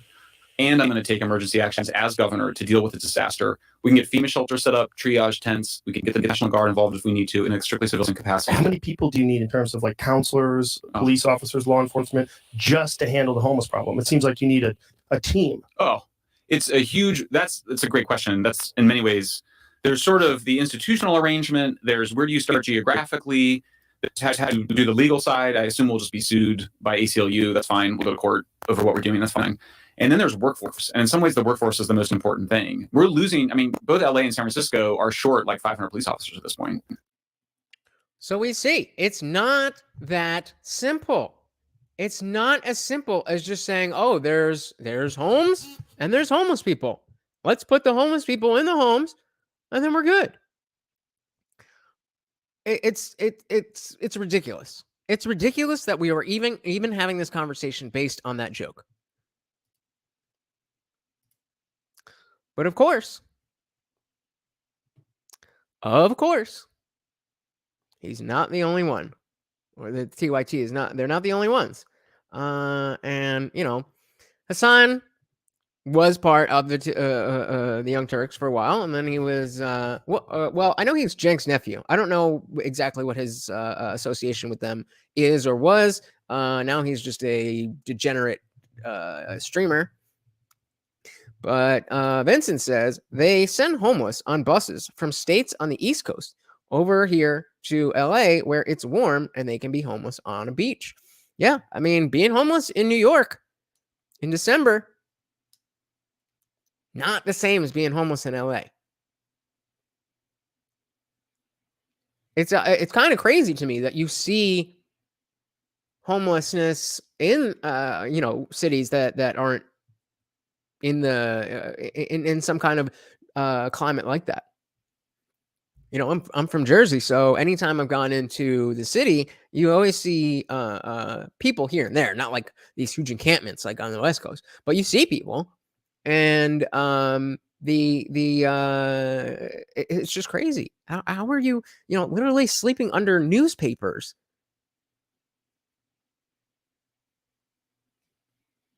But if we don't have the resources, then what do we do? If you want, we could definitely do that in Discord. I obviously can't do that here, but yeah. I don't know what that means. But as promised, let's see what Hassan has to say. Let's see. And I want to see how quickly I want to question how quickly do we get through the video before Hassan has some bullshit to say that is just dripping in rhetoric that he already decided he wanted to say. Ready? Wrong one. There we go. Rogan talks about taxing corporations more help and shares a meme explaining how politicians use taxing the rich as a ploy to turn against the rich. Brilliant takes. And more ways to spend your money. I can't wait. That's it. 12 seconds. 12 seconds. And that's including the time he was talking. For another brilliant fucking take from the main man himself, dude. This guy every day that passes by, I'm like, I love getting like a 90s era conservative. Joe Rogan talks about tort reform. You know what I mean? Like, he's just like devolved further. The problem with paying more tax. The irony. Oh my God. The irony of Hassan talking about somebody who's devolved. Oh my God. So here they go back into the taxes is they're just going to find more ways to spend your money. I don't necessarily think it's going to make anything better. You know, I think the bureaucracy in this country is so clogged up and fucked up and ineffective. I don't think they'd be better if if we all just gave 75% taxes. Yeah. They're not going to fix the streets. They're not going to cure the homeless problem, fix all the crime. They'll just figure out more ways to spend. Yeah. They'll find new. So Vomit, it's not that he hasn't thought of putting money into the issue.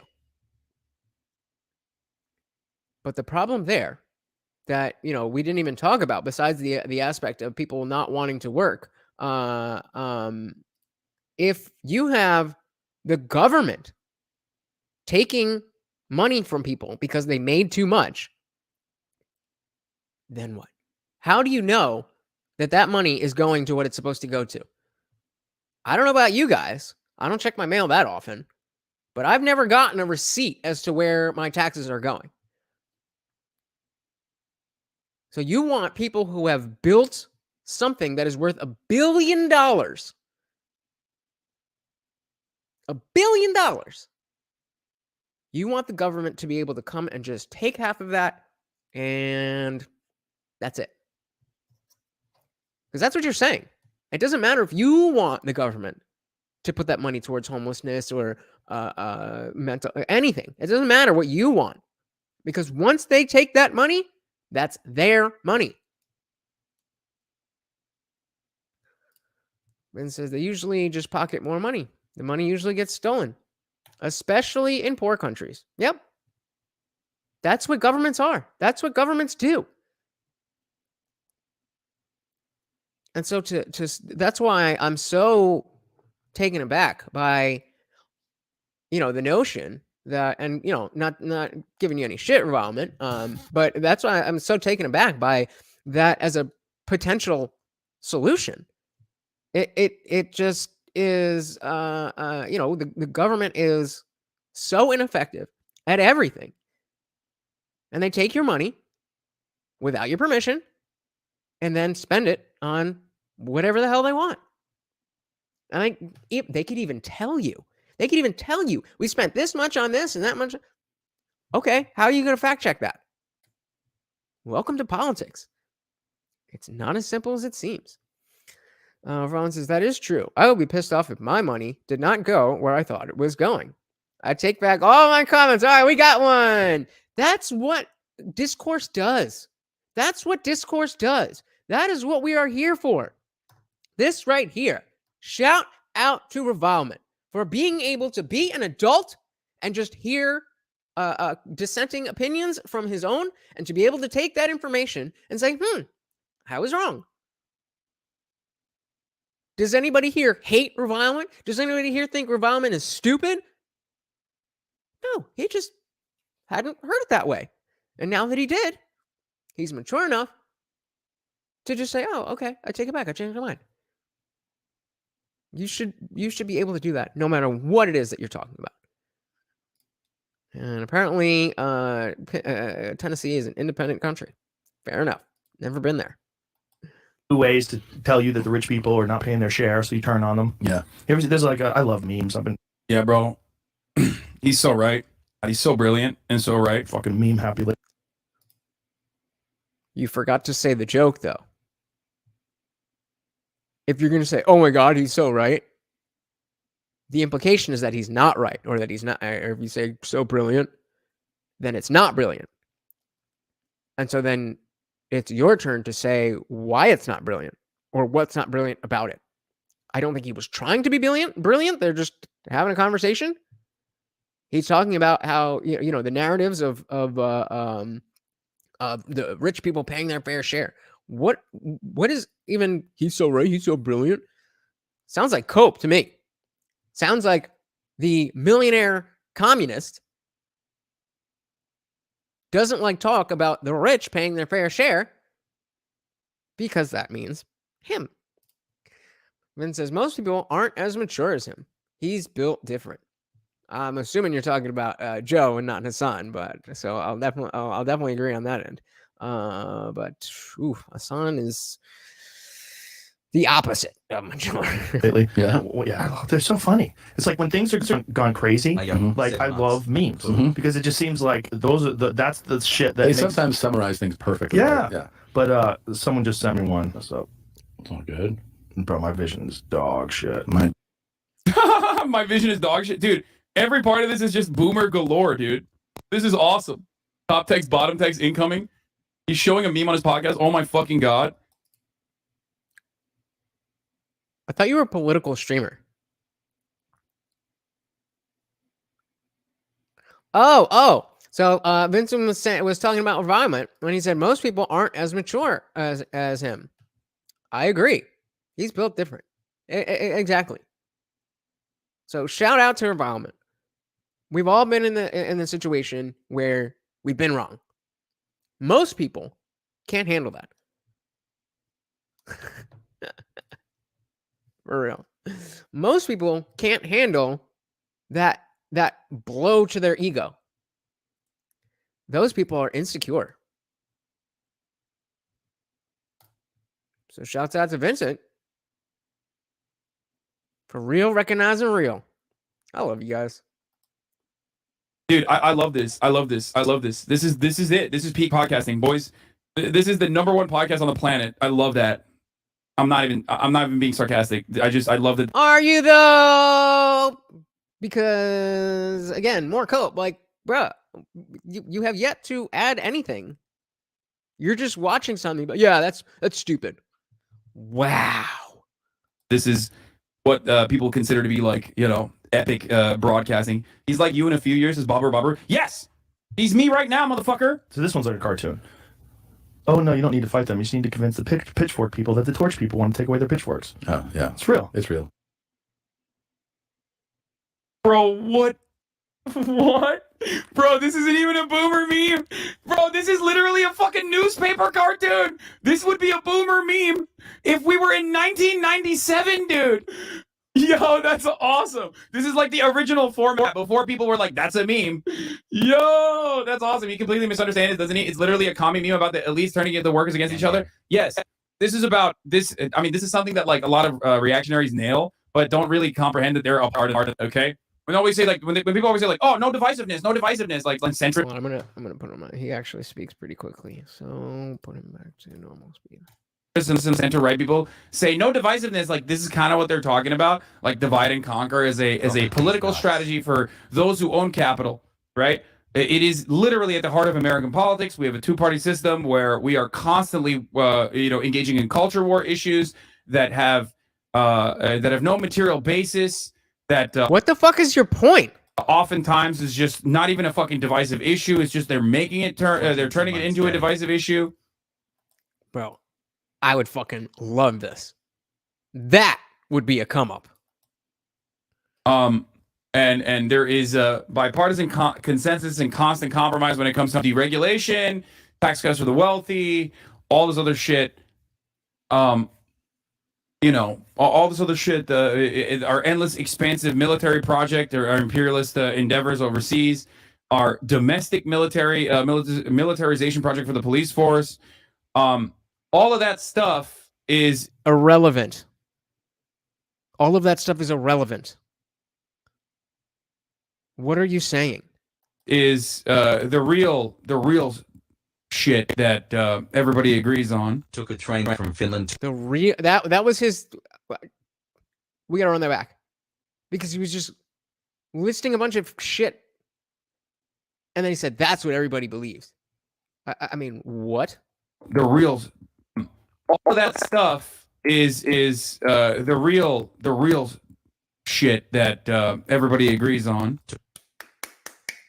Amazing commentary. That's the real shit that people are on. I don't even have anything else to say. Let's just... Took a train from Finland. Joe Rogan shocked to learn it is illegal to steal from homeless people and suggests they should all just be shot. Okay, silent generation as meme. I mean, this is what they would do if you got more taxes. I guess that's not a meme. That's a cartoon. Yeah. This is what they would do if they got more taxes. Hey, dumbass, this is what they're doing right now. Here, this... Precisely! That's his point. That is what they were doing now. So if they get more money, they will do it worse. That was exactly the point of what he was saying. How do you miss that? Vincent said he looks like one of the Beatles. Straight out of 1960. That hair is terrible. That hair is terrible. Y'all, some of you don't really know the different. I'm not even just. His hair is terrible. Tyler Smith in the building. Welcome, Tyler. What are you saying? Hassan wouldn't debate anyone. Destiny is right. He will only leech off people with more popularity, then dump them off. No need for him to debate anybody. Yeah, I'm just saying fucking people would watch. Like Lil was saying, I'll get mad subs from that. And he is somebody that can like spin up these long rhetorical buzzword rants. And so his audience would be, oh my God, you just no, he just dropped by, whatever. But that don't work with me. That don't work with me. You may, even if you know more about the thing than I do, just by claiming that you have the answer, which he does,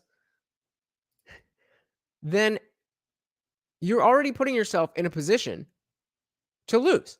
Have you guys ever seen the movie? I think it's Aaron Eckhart is the guy's name. It was from the mid 2000s. It was called Thank You for Smoking. I love that movie. It was about this guy who worked for the cigarette companies and had to, be a lobbyist. And one of the things about that that movie that really stuck with me was his ability, the character's ability, to use language, what we talk about all the time on this channel, to use language to always win. And the example that he used was with his son, and he's saying, okay, which ice cream flavor do you like the best? And the son said chocolate. He said, well, what about vanilla? The son's like, well, I like chocolate better. And the character goes, well, I think vanilla is the true flavor of Americans, and we can't. And it goes on this long diatribe. And his point was basically that you can convince anyone of anything as long as you understand what it is that you're talking about. This guy has no idea what he's talking about. Like Linktr is saying, all insults, no logic. And I hate when people take a long time to say a whole lot of nothing. Yeah, remember our logical fallacy stream? That is what we call word salad or alphabet soup. Yeah, that's an entire career. This is the Joe Rogan experience once again. Trained by day, Joe Rogan by night, all day. Let's take a look at what he had to say about homeless people. And then, all day, all night. And we're on the underpass, and there's porta potties, not one either, like four, like a deck of porta potties. And then someone has a car parked there on the sidewalk, like partly on the sidewalk, so they're like half blocking a lane, and then they have like a canopy draped over their car, and they have just stacks of shit. And then next to it was a dresser. They had a dresser. Jesus. So they had their shoes in a shoe rack. There was a shoe rack. Oh, the horror, bro. Can you imagine having a fucking place to put your stuff? Like, as human beings need, Can you imagine creating shelter for yourself against all odds? That's really fucked up. I hate that. Now, look, is it an eyesore? Absolutely, okay? I'm not like one of those fucking weirdo, like, aesthetic liberals who's gonna be like, just turn the other cheek. Like, no, that shit sucks, okay? That is a fucking gross abdication of responsibility from the fucking government, okay? So, again, this is this is why the communist, socialist people are so easy to just debunk. So the answer to everything is throw money at it. Just throw money at it. As we just saw with the last clip from the Michael Schellenberger dude, it's way more complicated than that. You can't just allocate more money to something and then think it is fixed. There's other resources. There's people. There's skilled positions that need to be filled, that need to be paid. Min says, I hate not being able to walk down the sidewalk because a big-ass tent takes up the whole thing. As much as I understand, that's a pretty common thing out there, right? You're in LA. And yeah, it's sad to see. That's not something that anybody who is, well, let me just speak for myself. I'm not saying it's not a sad thing that people are homeless. Obviously, that's a sad thing. Obviously, if we did have the resources, I would love for us to be able to do that. But we don't. So all you're doing is praying to a pie in the sky and acting like you've got all the answers. And you can do that because you know it will never be enacted and nothing will ever come from it. So you can just sit in your chair and be right and get paid handsomely for it. Because where's all the money going to come from? From you, from me, from us. Taxes. That's what they want to do with it. Might be just you. Only homeless people I've seen are begging for money on the side of the road. It's pretty uncommon for where I am. Yeah, same thing. I'm, in the suburbs of Jersey, so you don't see it too often.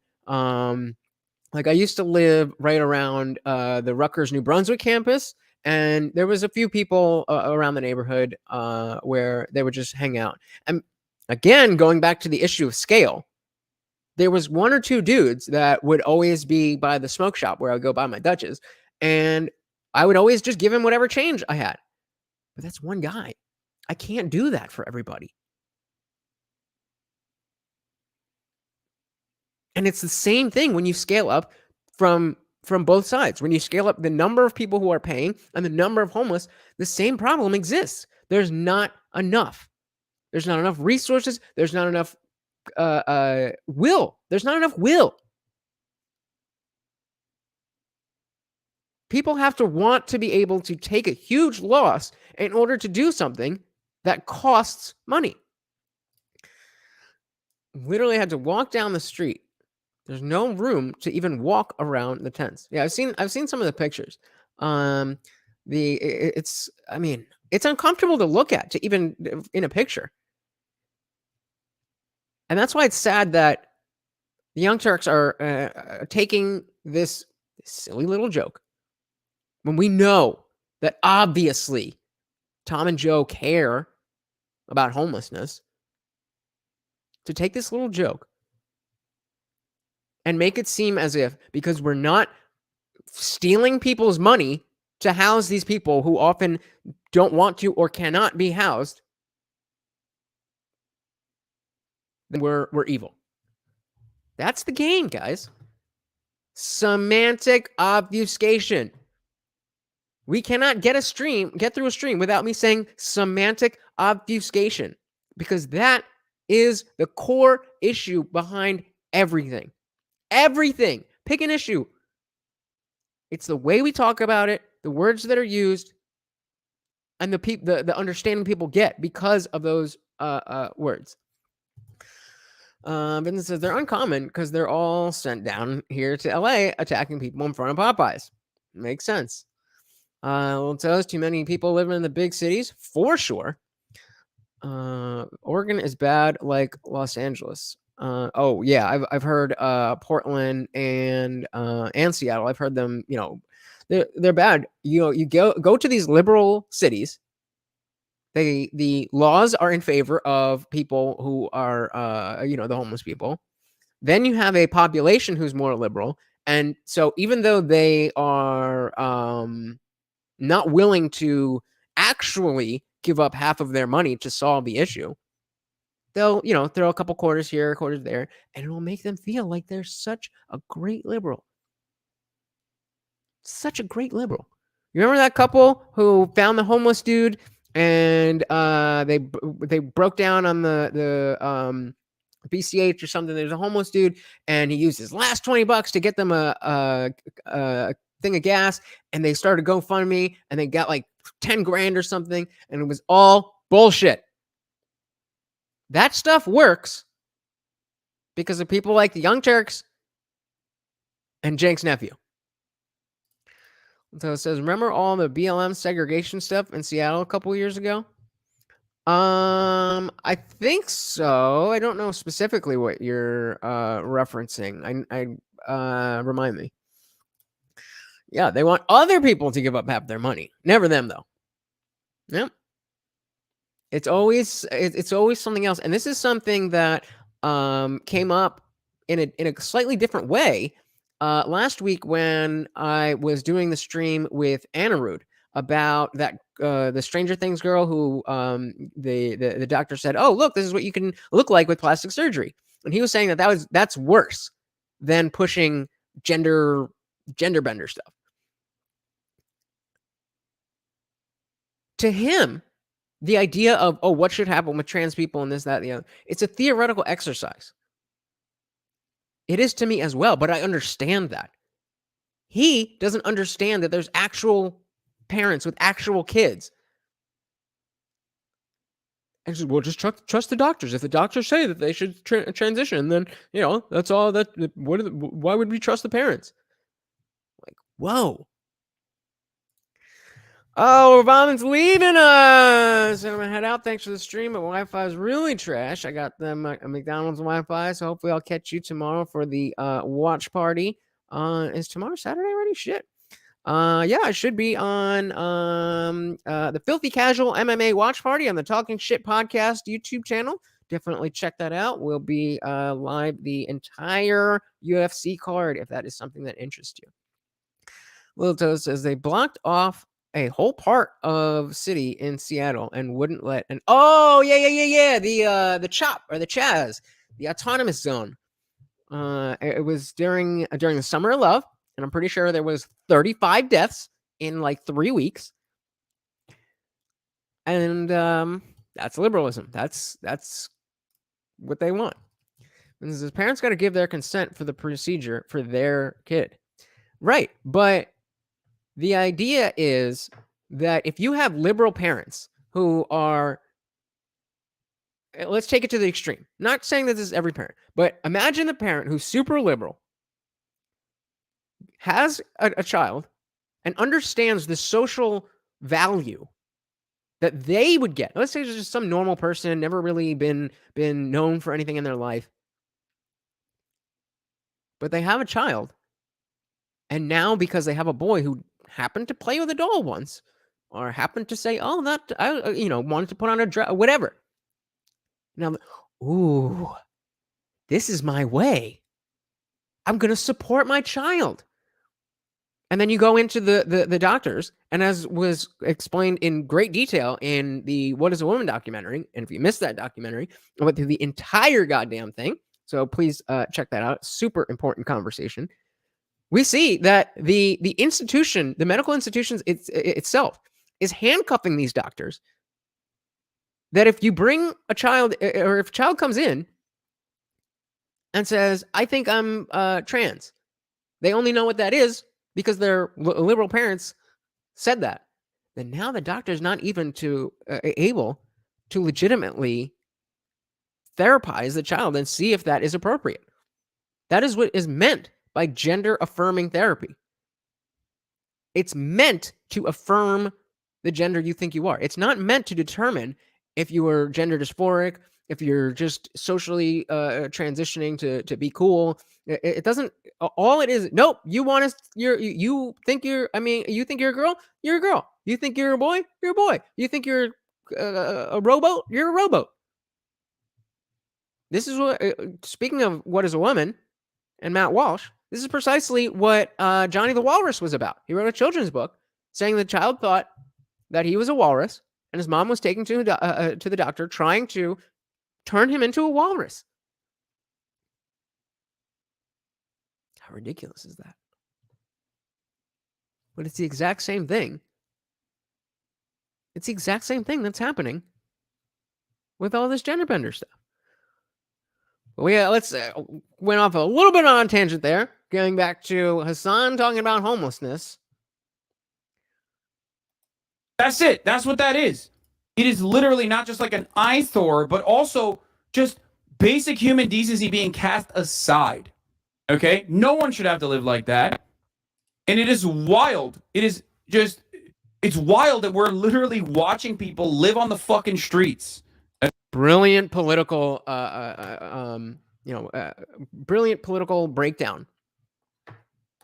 Oh, it's so bad that people are living on the streets. Wow. I never would have came up with that if I wasn't watching this. Thank you, Hassan. Okay, in goddamn tents.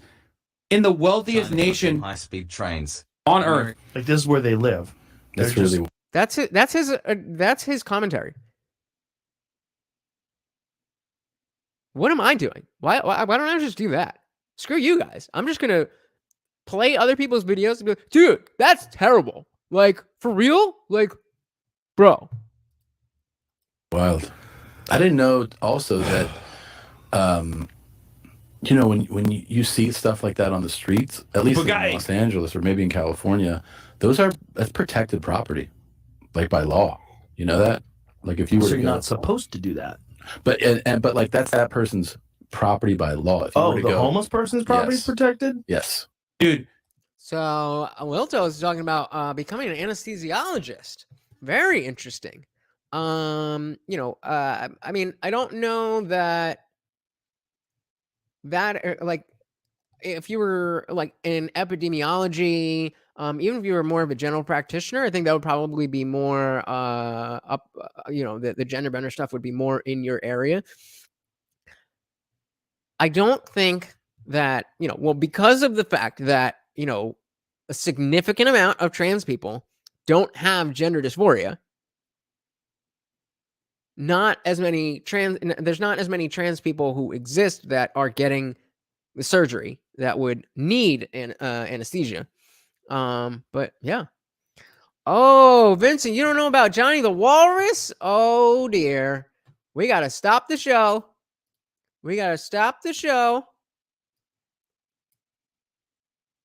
It's a short little thing here. Imagine someone trying to turn their kid into a shark by going them to get artificial gills. Yeah.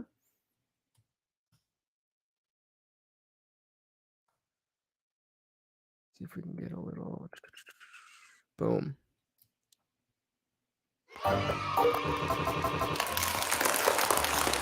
Okay. Hello, boys and girls. My name is Matt Walsh. I am a children's author, and I've written a book called Johnny the Walrus. This book is all about identity and imagination. What is identity? Does anyone know what identity means? No.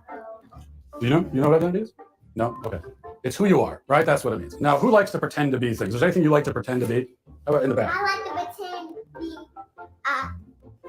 a ninja. That's a good one. What about you? All right. Well, we all like to use our imagination. Sometimes I use my imagination. I pretend to be a monster. I chase my kids around because I'm big and ugly, so I could be a monster. That's what this book is about. It's all about a boy who pretends to be a walrus. He identifies as a walrus. It's 420. His mom's a little silly. She takes it seriously and thinks he really is a walrus. That's silly, isn't it? So what is this thing doing on the floor? We don't have to worry about that. We're going to read the book now. Okay. Johnny's a boy with a big imagination. One day he's a dog. The next day a crustacean. It's like a crab or a lobster. One morning he came downstairs barking and clapping. Wood spoons for tusks and sock fins a-flapping. Flapping. Spoons in his mouth. He's pretending to be a walrus. I'm Johnny the Walrus, he said with a roar. The wood floor's my ocean. Carpet's my shore. Swimming around like a walrus. Isn't that silly? Johnny's mom loves her son's make-believe time. You're Johnny the Walrus till you change your mind, Mommy says. But Johnny's mom's phone said it's not just pretend. So she went on her phone, and there were people telling her that this isn't pretend. He's really a wall. Only a bigot would say that. How dare you offend? What's a bigot? Anybody know? The mean person, right? Mommy was told to take John for a checkup.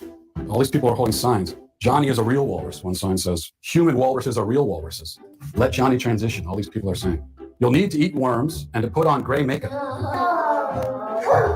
The worms give you whiskers. Thank you, Environment. Have a good one. And hope to see you tomorrow. So real quick. Hey, we got Kluk in the building. Welcome, buddy. Welcome, buddy. And Vincent says, pulls up someone else's video. Bro, what? Gets 20 million views and $100,000 instantly. Repeat. That's the you know, that's what they especially on Twitch, you can get away with so much more. Like I get copyright claim for almost everything that we do, but I'm not monetized yet. So make sure you subscribe so that I can get money for this.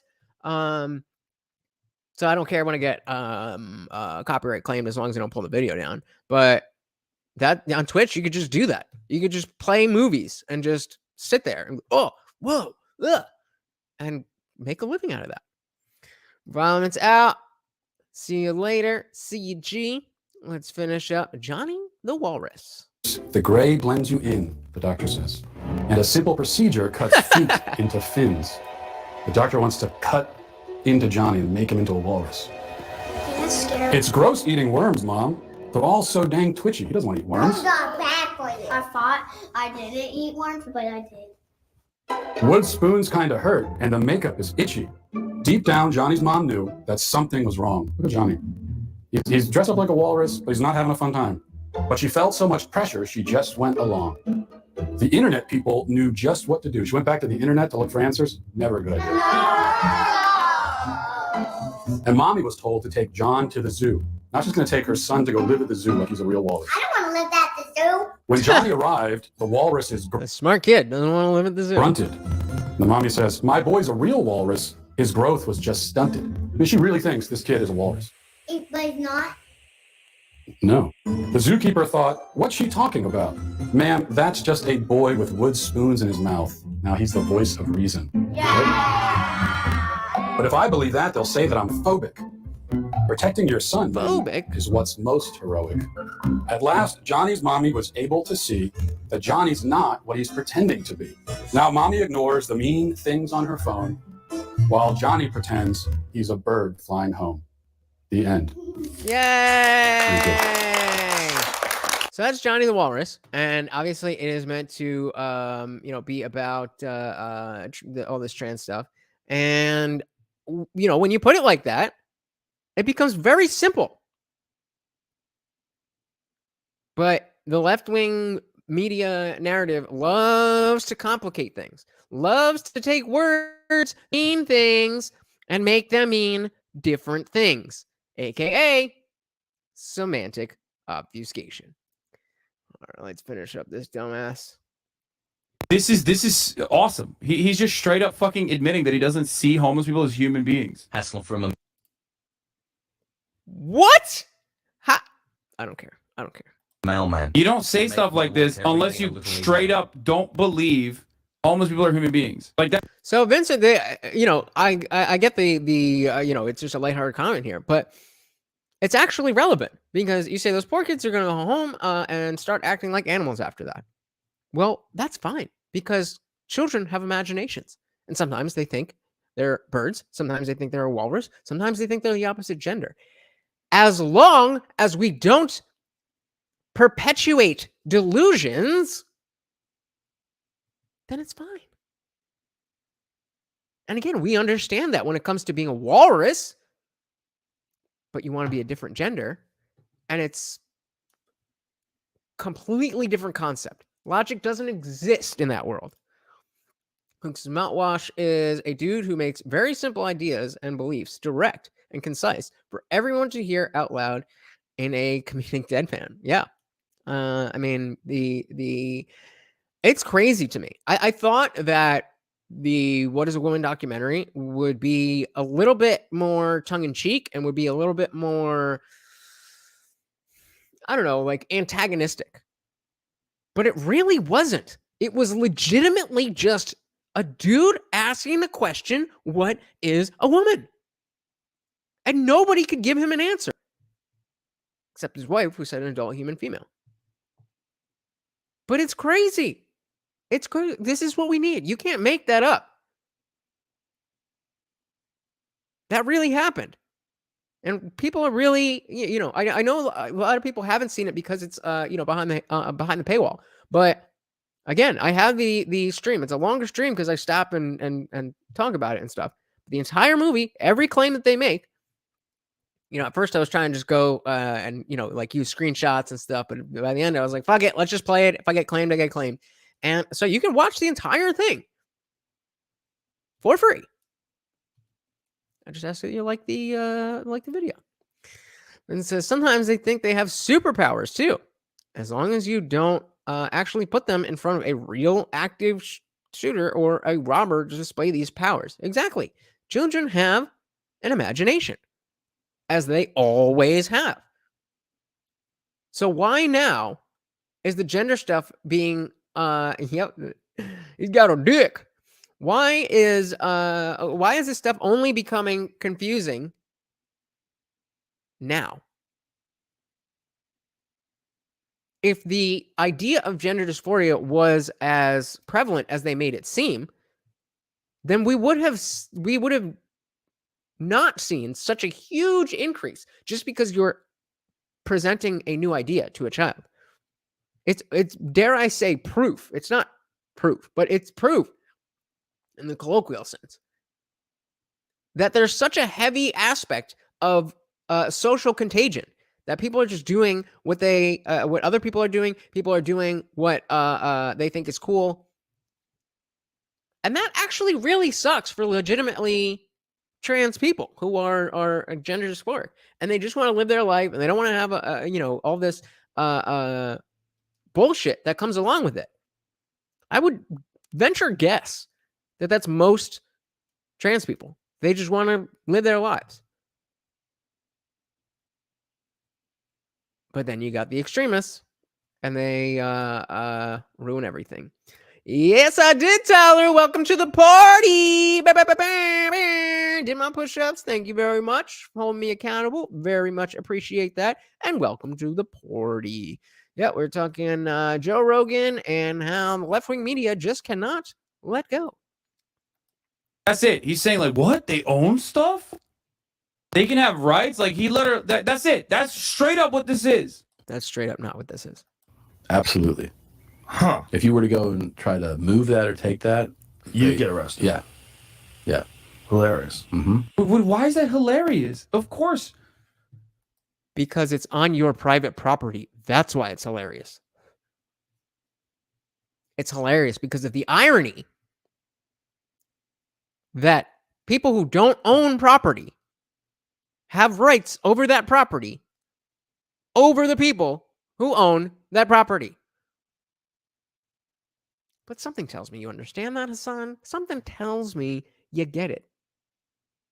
And you know that if you just sit in that chair for 10 hours a day and act like an idiot, that you'll continue getting rich.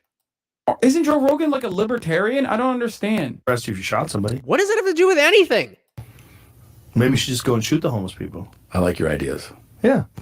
And if nobody claims it, I mean, nobody does anything about violent crime in LA anymore. It's a fucking joke. Notice how that part wasn't in the Young Turks video. Notice how that part was conveniently, remember we talked about that 3 seconds of dead air before it cut to that girl? That's what was said. The underlying theme as to what they're actually talking about. Violent crime is not taken seriously in LA anymore. That was what that exchange is about. And Vincent is right in the thick of it, saying that's true. It's a wild, wild west out here for real. But if you say that, and you happen to be living in a home, then you're an evil, white, rich racist. Yeah. They're just letting people out. What? Does Joe Rogan not know that there was literally a fucking mass murder of homeless people in the DC, New York area? Dude, what does that have to do with anything? He's like a 3-year-old with just like word association. It's like, well, there was a homeless people. There was somebody who killed a bunch of homeless people. Therefore,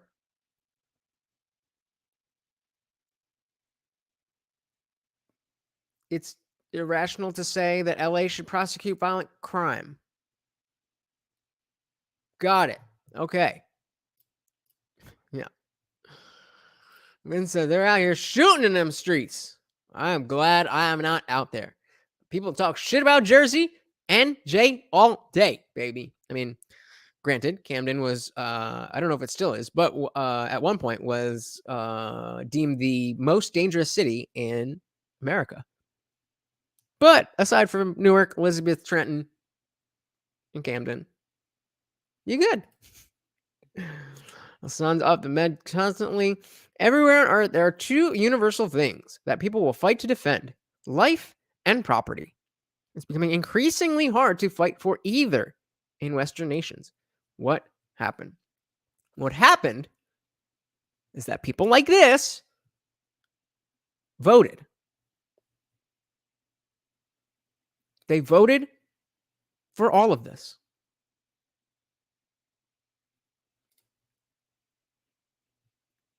But that's it. That's it. Uninformed people casting votes for bad politicians and then sitting in their chair and complaining about it instead of doing anything else. I would love to see how much money Hassan specifically has donated to the homeless. Because we know that he's a socialist or a communist, whatever he calls himself. And we know that he makes lots of money. So... Dude. Joe Rogan faced with the truth that like homeless people are human beings and that you can't like just steal their Call out the logical fallacy if you know it. shit, even though it looks like trash. And he just fucking turns around and his first... Hold on. Is there two things playing at once? Y'all hear that? Socialism. His first move immediately after this revelation is to just kill them. In these fucked times. He said he was joking after this Oh, that's on his screen. What the fuck? clip, but still, what the fuck? The most charitable approach to this... Sorry. By the way, the most charitable approach I can have, okay, to this is that he was not just like joking, but he was joking about he was joking about like how, not just joking, but like he's trying to say that like, cops don't do anything about murder or some shit. Yes. Cops don't do anything about murder and other violent crimes, which is why we've seen a spike both in LA and in New York, along with other liberal cities, of violent crime. Because it's either not prosecuted or it gets prosecuted and then there's no bail. So the person's out on the street the very same day. So what, again, what is Hassan saying? So starting to see the argument for an economic and political literacy test for voters, to be honest. Yeah. Ooh, we getting a coast beef out here.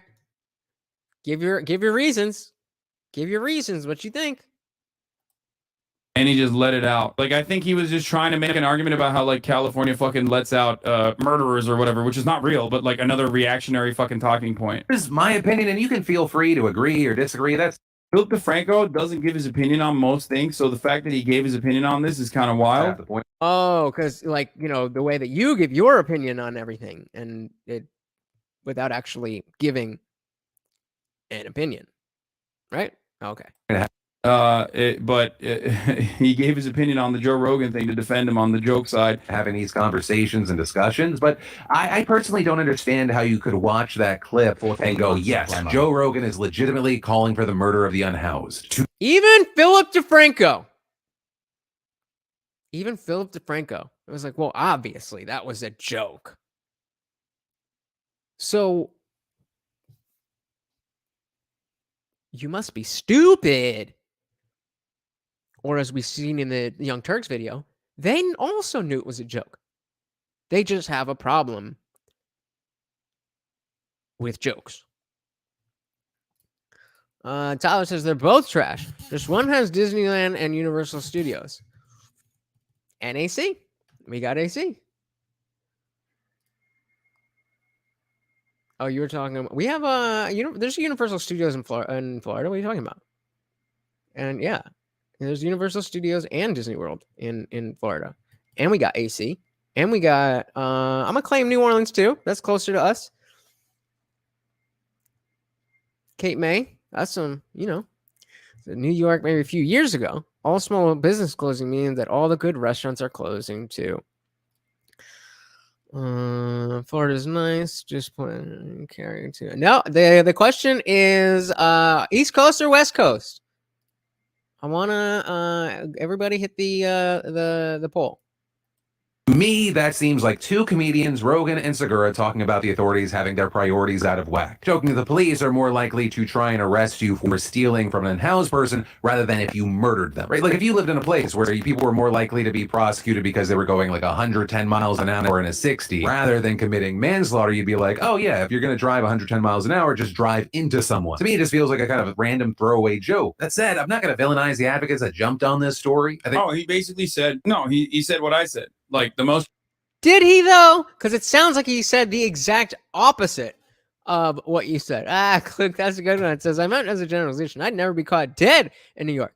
Well, I'd be caught dead in... That's a good one. That's a good one. But yeah, Hassan is trying to say that he is saying what Philip DeFranco is saying. But what Philip DeFranco is saying is that this was a joke, not a big deal, not what Joe really thinks. Hassan is saying Joe Rogan thinks homeless people aren't human beings. Come on. Charitable interpretation of this is that like it's like it's more so a take about like the lack of prosecution revolving around like hardened criminals that do murder or whatever. But ultimately, that's fucking false as well. And it started off with him straight up saying homeless people are not human. That's what we call a lie. He straight up said homeless people are not human. Do we need... I mean, obviously he didn't say that, so we don't need to run the take back. But you have a video here playing the clip, and it does not say that. And your conclusion is, he just straight up said homeless people are not human.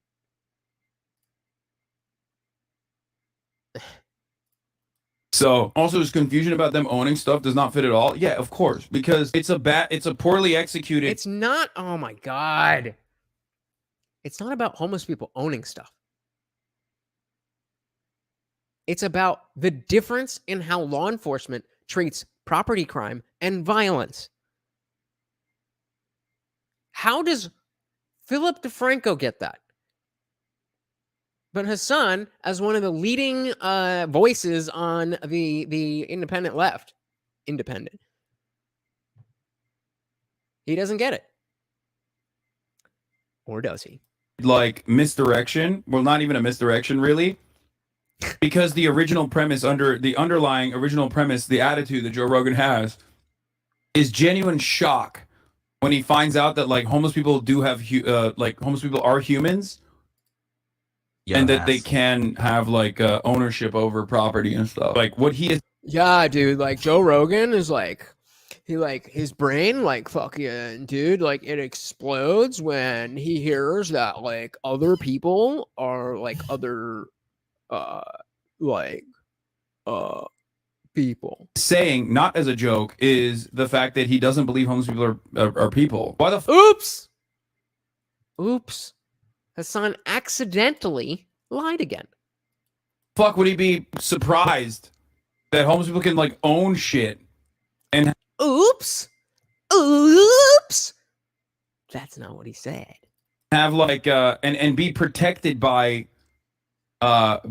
some laws. You have a fucking multi-millionaire out of touch fucking dickhead who has robbed.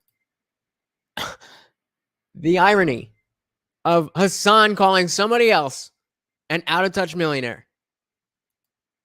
The humanity of fucking homeless people so permanently that like the prior thing is more offensive, in my opinion. Not the murdering homeless people. The prior revelation leading up to that supposed joke, which was like a way to redirect the conversation to like fucking how, you know, oh, people don't even care about crime anymore. Like the classic fucking reactionary bullshit. The real fucking insane thing is that he's shocked. Legitimately shocked that homeless people have possessions that you cannot steal from. No. Let's go back to his own video. And watch what he said again. Funny. It's like when things are gone crazy. Like I love memes because it just seems like those are that's the shit. That was just the making fun of him for being old. Which, bro, if you're 30 and you're making fun of people's ages, cope. Learn it is illegal to steal from homeless people and suggest they should all just be shot. Okay. Silent generation as meme. I mean, this is what they would do if you got more taxes. I guess that's not a meme. That's so here, bodies, not one either, like four, like a deck of something. So this is the same video that Hassan just said. He legit said homeless people don't have humanity. He's legit surprised that homeless people can have possessions. Let's check. Bodies. And then someone has a car parked there on the sidewalk, like partly on the sidewalk, so they're like half blocking a lane, and then they have like a canopy draped over their car, and they have just stacks of shit, and then next to it was a dresser. They had a dresser. Jesus. So they had their shoes in a shoe rack. There was a shoe rack. Oh, the horror, bro. Can you imagine having a fucking place to put your stuff? Like, as human beings need, you know? Can you imagine creating shelter for yourself against all odds? That's really fucked up. I just want to make sure, you know, that we're not missing anything. I'm waiting for him to say that homeless people don't have humanity. In the wealthiest... Or surprise that homeless people can have possessions. Nation... High-speed trains. On Earth. Like, this is where they live. That's really wild. I didn't know also that, you know, when you see stuff like that on the streets, at least in Los Angeles or maybe in California, that's protected property, like by law. You know that? Like if you were so you're not supposed to do that. But like that's that person's property by law. If you were to the homeless person's property is protected? Yes. Not that the homeless person has property. He was surprised that the property that homeless people own, if it's on your property, the law protects them, even though it's your property. That was the surprise. But let's see what he says. Dude, this is awesome. He's just straight up fucking admitting that he doesn't see homeless people as human beings. I don't understand how you can be that dumb. I mean, you must be at least 50% of the time playing up how dumb you actually are. It can't. So I just want to, you know, take another look at how they talk about this stuff when it's not actually just some random joke, something that Tucker Carlson actually said, and it's going to the big desk. Yeah, I fucking love acid. I haven't done it in years, but I have a tattoo on the back of my leg. It's a smiley face that's tie-dye, and he's got his tongue sticking out and an acid tab on his tongue. It's one of my favorites. Anyway, sorry for that aside. Yeah, you know, this going up to the big desk with Anna and Cenk. And so let's compare how they talk about homelessness when it's Rogan versus when it's a clear and direct opposition. I think we can agree that if you are the Young Turks, that Tucker Carlson should be more in your purview of competition than Joe Rogan, who's got a podcast on Spotify and doesn't specifically talk about politics or anything like that.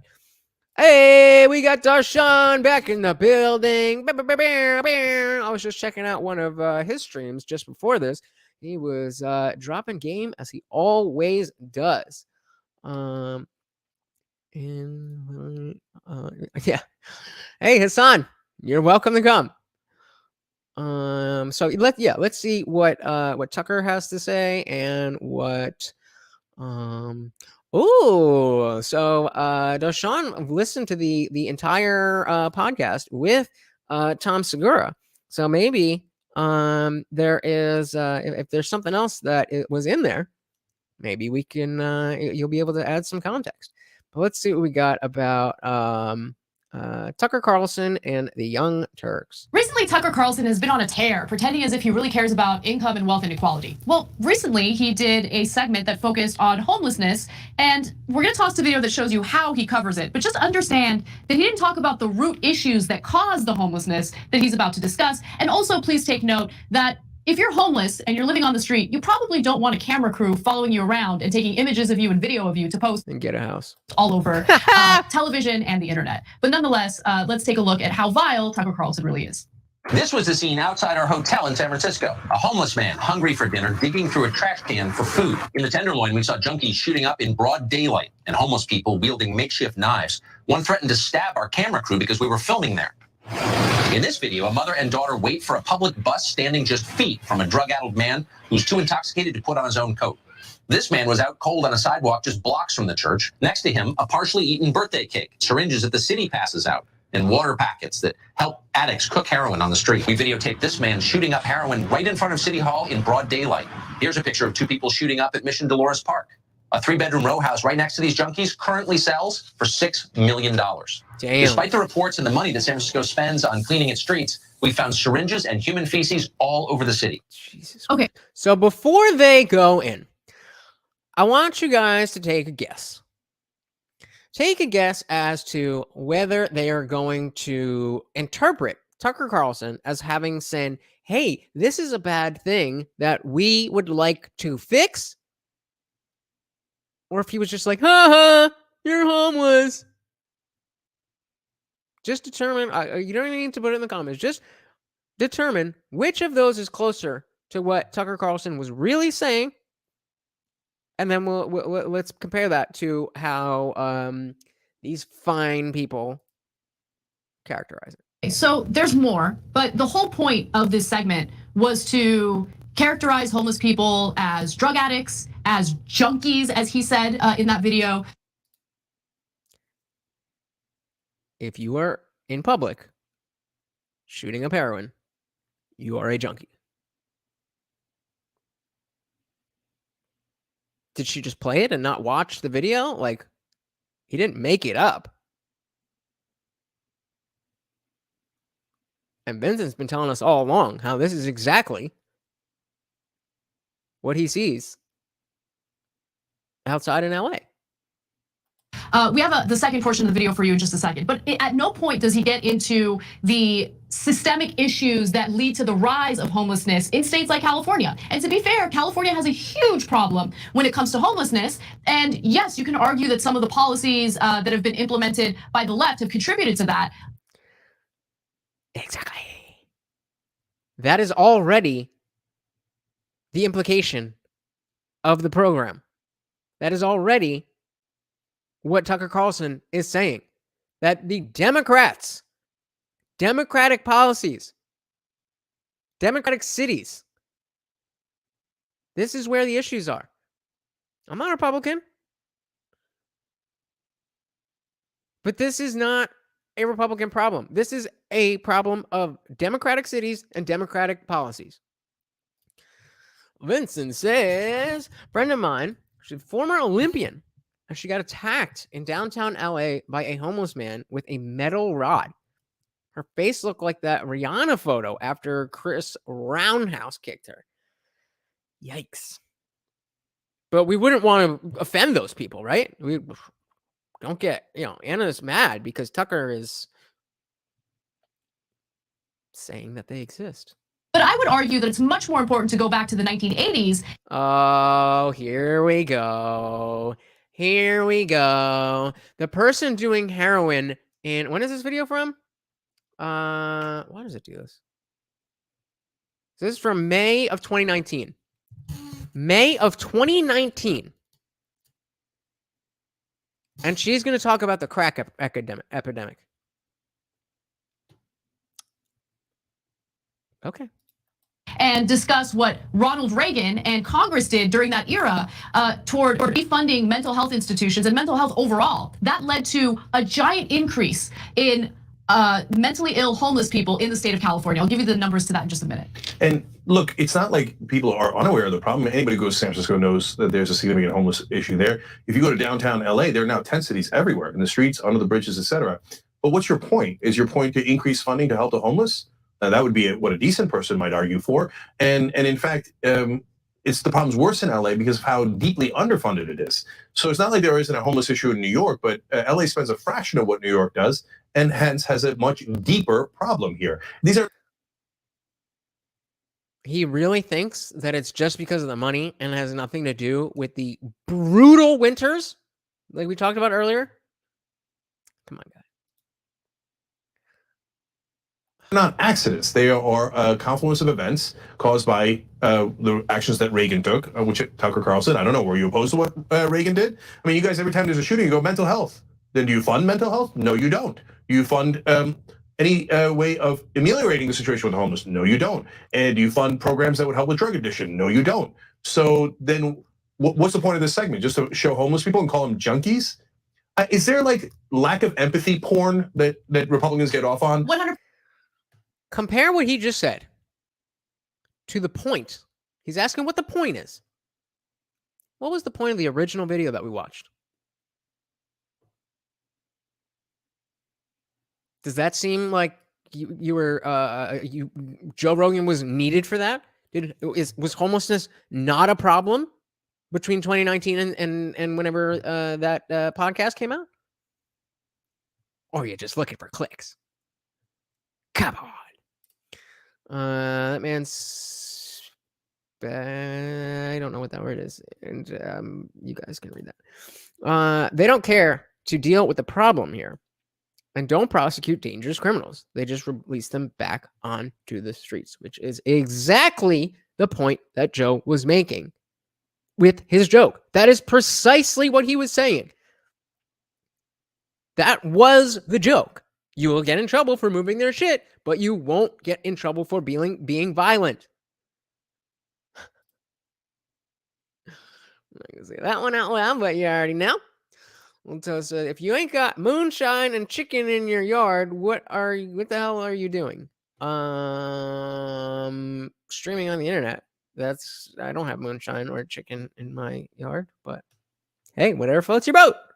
And this plays into the stereotypes that they've had when it comes to homeless people or people living in poverty. There are two stereotypes, and both of them drive me crazy. The first stereotype is, oh, they're all lazy and they're all addicted to drugs. That's why they're on the streets. They made a decision to be on the streets. Type a 1 in the chat if you've ever heard anybody say all homeless people are drug addicts and lazy. Oh, no ones.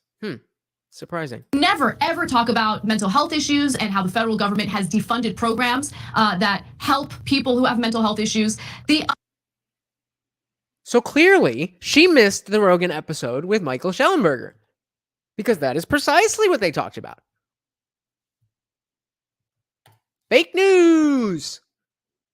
They're just lying. They're just lying.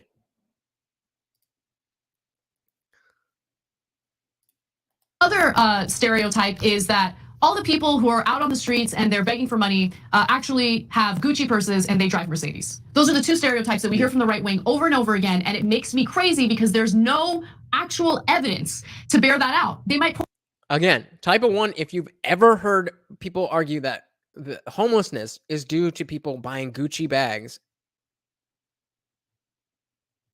Point to something anecdotal, but anecdotal evidence is not a representation of the homeless community overall. Now let's just quickly outline what happened under the. If you guys are just joining us, welcome to the party. Give us a salute in the chat so we know you're here. We are just talking about how the left-wing media, particularly the Young Turks, just cannot get over Joe Rogan. We got Little Toes said she made that shit up. Yeah, she made that shit up. You would think that you can't make that shit up. But she made that shit up. Vince has got a little something going on over there. Walmart. Reagan administration, because it had a huge impact on homelessness in the United States and specifically in California. So in 1981, under President Ronald Reagan, the Omnibus Budget Reconciliation Act repeals Carter's community health legislation that establishes block grants for the states, ending the federal government's role in providing services to the mentally ill. Federal mental health spending decreases by 30%. Again, this is in 1981, but the situation had gotten worse in following years. By 1984, an Ohio-based study found that up to 30% of homeless people are thought to suffer from serious mental illness. And if you walk through, the Tenderloin district in San Francisco, it's abundantly clear that many of those individuals do suffer from mental health conditions. By 1985, federal funding drops to 11% of community mental health agency budgets. So before she goes on, the notion is that she's trying to paint it as if because Tucker Carlson is pointing out this problem that everybody is aware of, as we can see, evidenced by the fact that Joe Rogan was making a joke about it. Tom Segura understood it. Vincent's been here saying it's all legit. But she wants to say that simply by bringing it up, there's some type of bigotry. I don't know what they're trying to say, but racism, xenophobia, pick a word. Luke says, I've actually heard that, but it was followed by evidence for overly generous gifts in big cities where rent cost $6,000 a month. Heard what about the Gucci, or about the fact that all people are drug addicts?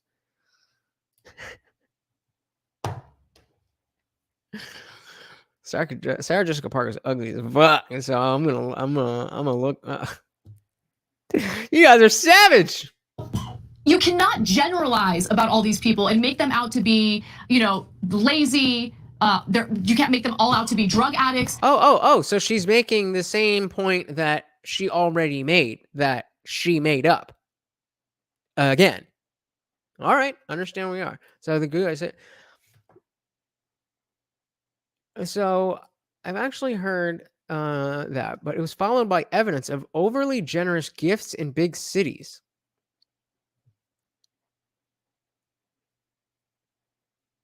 I don't. You've heard that people are homeless because they spend their money on Gucci, but that was followed by evidence of overly generous gifts. I am sorry, I don't know what that means. Panel time, come on up and let me know what the fuck you're talking about. All right, let's dive back in to more fake news. Many of them have serious mental health issues, and you also have to take into Ooh, wait a minute. When she says it, it's totally fine. Right? Otherwise, she wouldn't have said it because she's Annika's parent. She's perfect. But when Tucker says the exact same thing, it's something. I guess she sounds mad.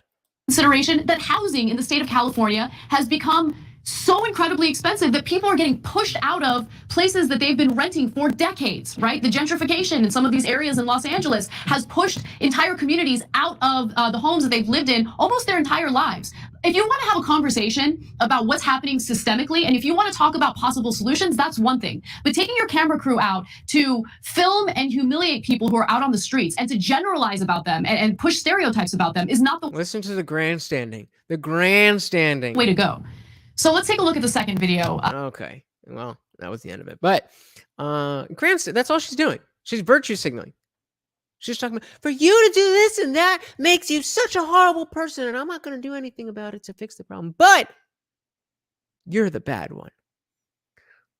So Kluge's saying, no, I've heard of homeless people walking around with Gucci bags gifted by people with too much money to blow who want to give for reasons known or unknown.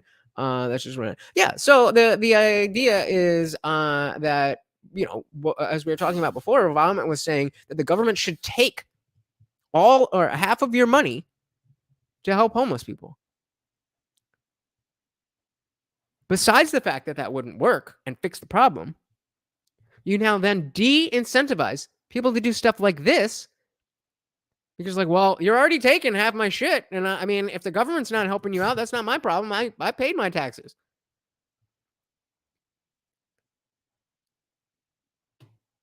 I feel like it doesn't get any simpler.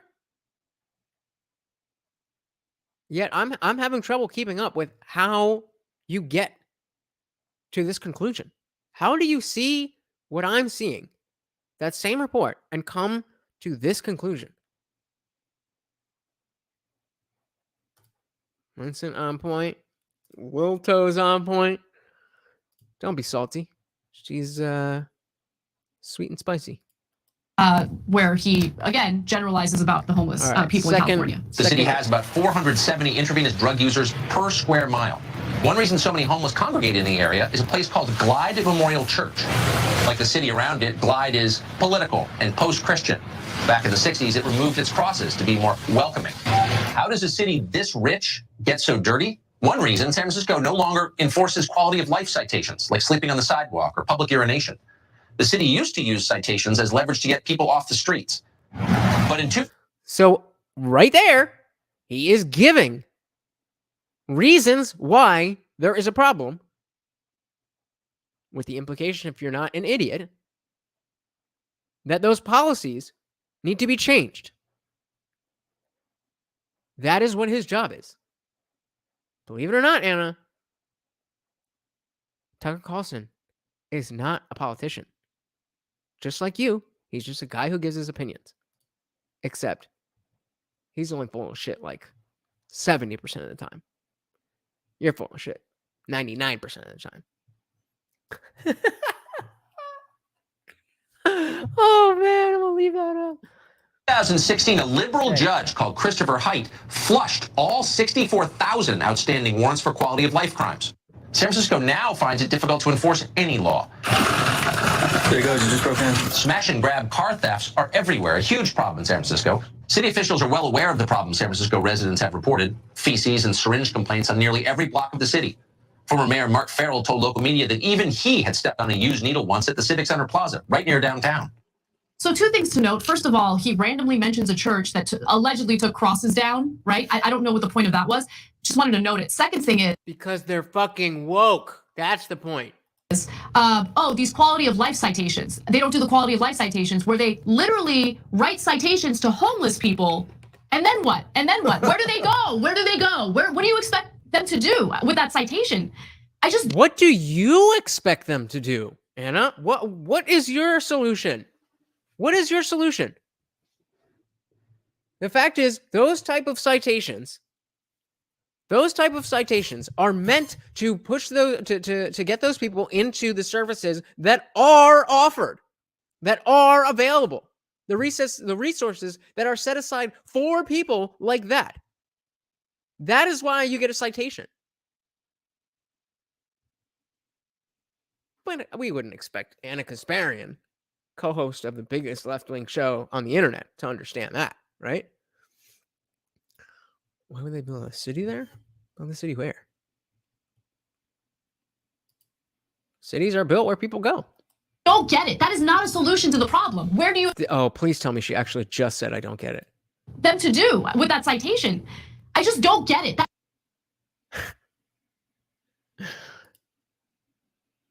I just want that. I wish I made that the thumbnail. That is not a solution to the problem. Where do you expect them to go at that point? Where do you even send the citation? Okay, so you expect them to go to a shelter. You expect them to go somewhere they can find resources instead of sleeping in public or on other people's private property, which then you can get in trouble for doing whatever, touching their property that's on your property. That's what you should do.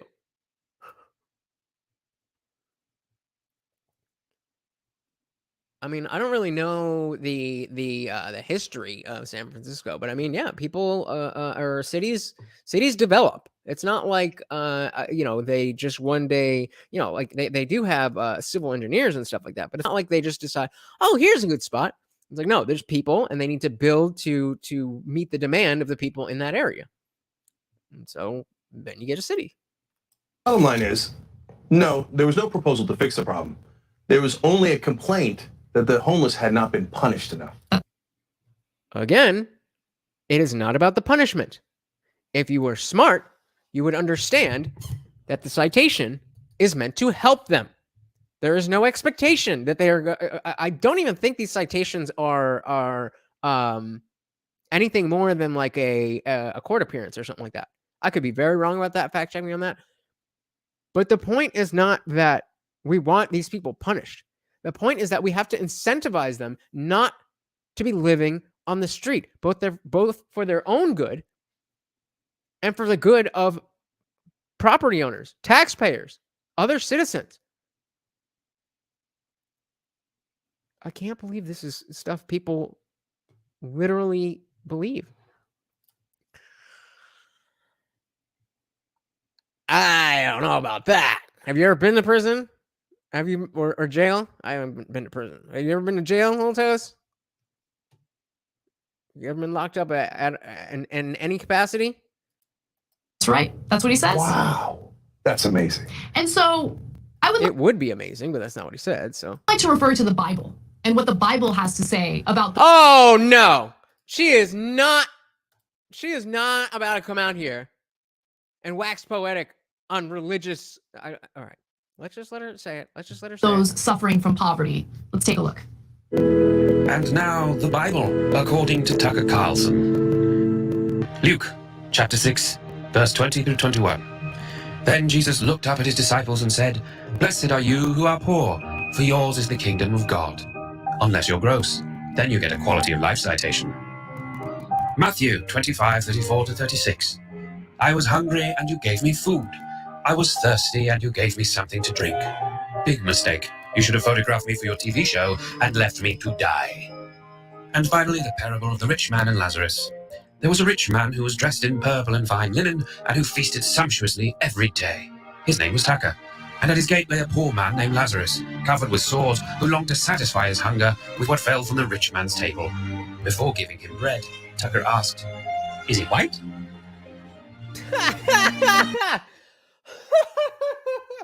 He asked if he was white. Who was it that brought up race on this? Oh, it was the Young Turks, and Tucker didn't say anything about race. Okay, all right. Hey, we got the free ego in the building. Welcome, buddy. I'm not saying that, but you ain't wrong. All right, let's finish up this piece of crap and open up the panel and see what we got. This has been the Bible, according to Tucker Carlson. Yeah. So I love that. Burn! Hashtag the left can't fucking meme. Can you just ask people why they're white? Who else knows that movie? I feel like you guys might be too, a bunch of you guys might be too young for that. Vincent, don't tell them. Somebody put that movie that Vincent's quoting in the chat. That's hilarious, but also very sad. It's not hilarious at all. Yeah, but it's amazing that these people claim to be Christian. And of course, we started with real Bible verses and went to the Tucker version. But I'm going to read you one more. Mark 10:21-22. Really? Really? That wasn't enough? You're still going. 3 jokes about you just being a mean, evil, white racist. But we need more. Okay. 22. A rich man comes to Jesus and wants to join him. He said, and Jesus says to him, "You lack one thing. Go sell what." Yeah, man. What a fucking classic. What a fucking classic. You own. When Lindsay Lohan was still hot. And Rachel McAdams stays hot. So Lilto says, how can a far leftist be Christian? I don't think that they can't, but they're not saying that they are. They are making, I know, Vince, I do. They are saying that, so if you saw the Chiron, I think that's what they call it. It says here, if Tucker wrote the Bible.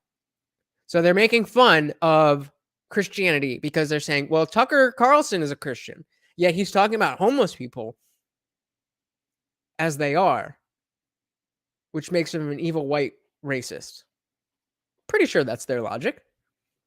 I definitely need a soundboard. If anybody would like to help me out with that, support links in the description. Hit me up at TheIndianJesus. We started with real Bible verses and went to the Tucker version, but I'm going to read you one more. Mark 10:21-22. A rich man comes to Jesus and wants to join him. He said, and Jesus says to him, "You lack one thing. Go sell what you own and give the money to the poor, and you will have treasure in heaven. Then come follow me." Does Fox News ever tell you to do that? Go sell all your possessions and give it to the poor? No. They tell you the exact opposite. They tell you to go make fun of the poor and say, give them citations and punish them more. Do you think that's what Jesus would have done? On the go? This is why. This is precisely why anybody who is not in line with this woke bullshit needs to stop talking about religion in politics. Tucker said nothing about God in that. Nobody, but it's there. So people like the Young Turks will say, we don't know anything else. And so Christianity sucks. So let's just throw that over. And what are you doing? What are you doing?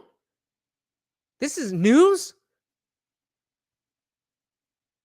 This is barely even actual punditry. It's barely even actual punditry. It's like it's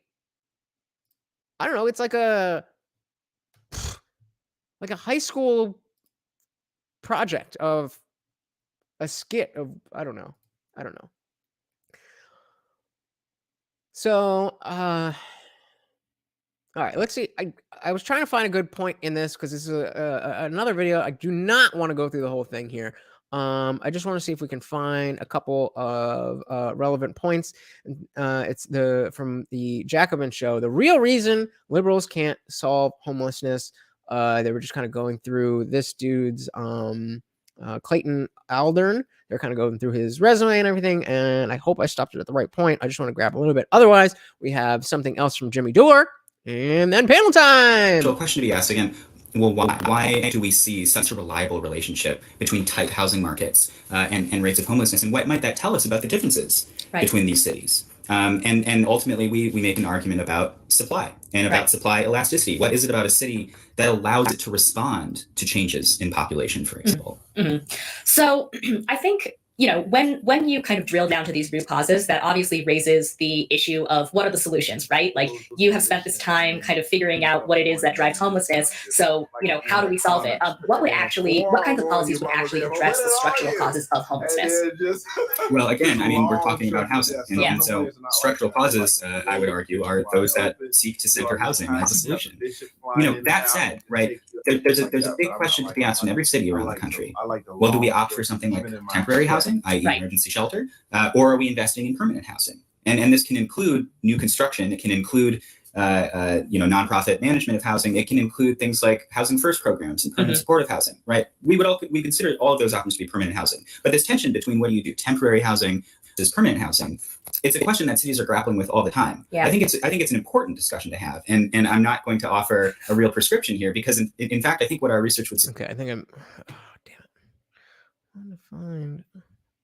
She had asked a question and then he gave a pretty decent answer. Just for a short part though. I do want to talk more about that, but first I have to ask you about rent control, because that's something that always comes up, especially in big cities where obviously rent is astronomical. You guys don't talk that much about it, but you do suggest that it's not quite adequate. Can you talk a little bit more about how you see rent control operating and why you feel like it's maybe not like the best long-term solution? Yeah, I mean, I don't know if I'd go as far as to say it's not the best long-term solution. I think I would say it's not the only solution at our disposal, right? It's one policy in a bucket of policies, and it's to be balanced against other forces. So, for example, rent control, does not ensure that somebody who's already sleeping outside suddenly has a bed. Right. And so, in terms of the emergency response, rent control is an ineffective policy. In terms of the permanent response, there's a very nuanced discussion to be had about whether or not rent control ensures that people can remain in units where they want to live. Almost certainly it does that. What does rent control do to the rest of the market? And I think this is where the conversation is more complicated.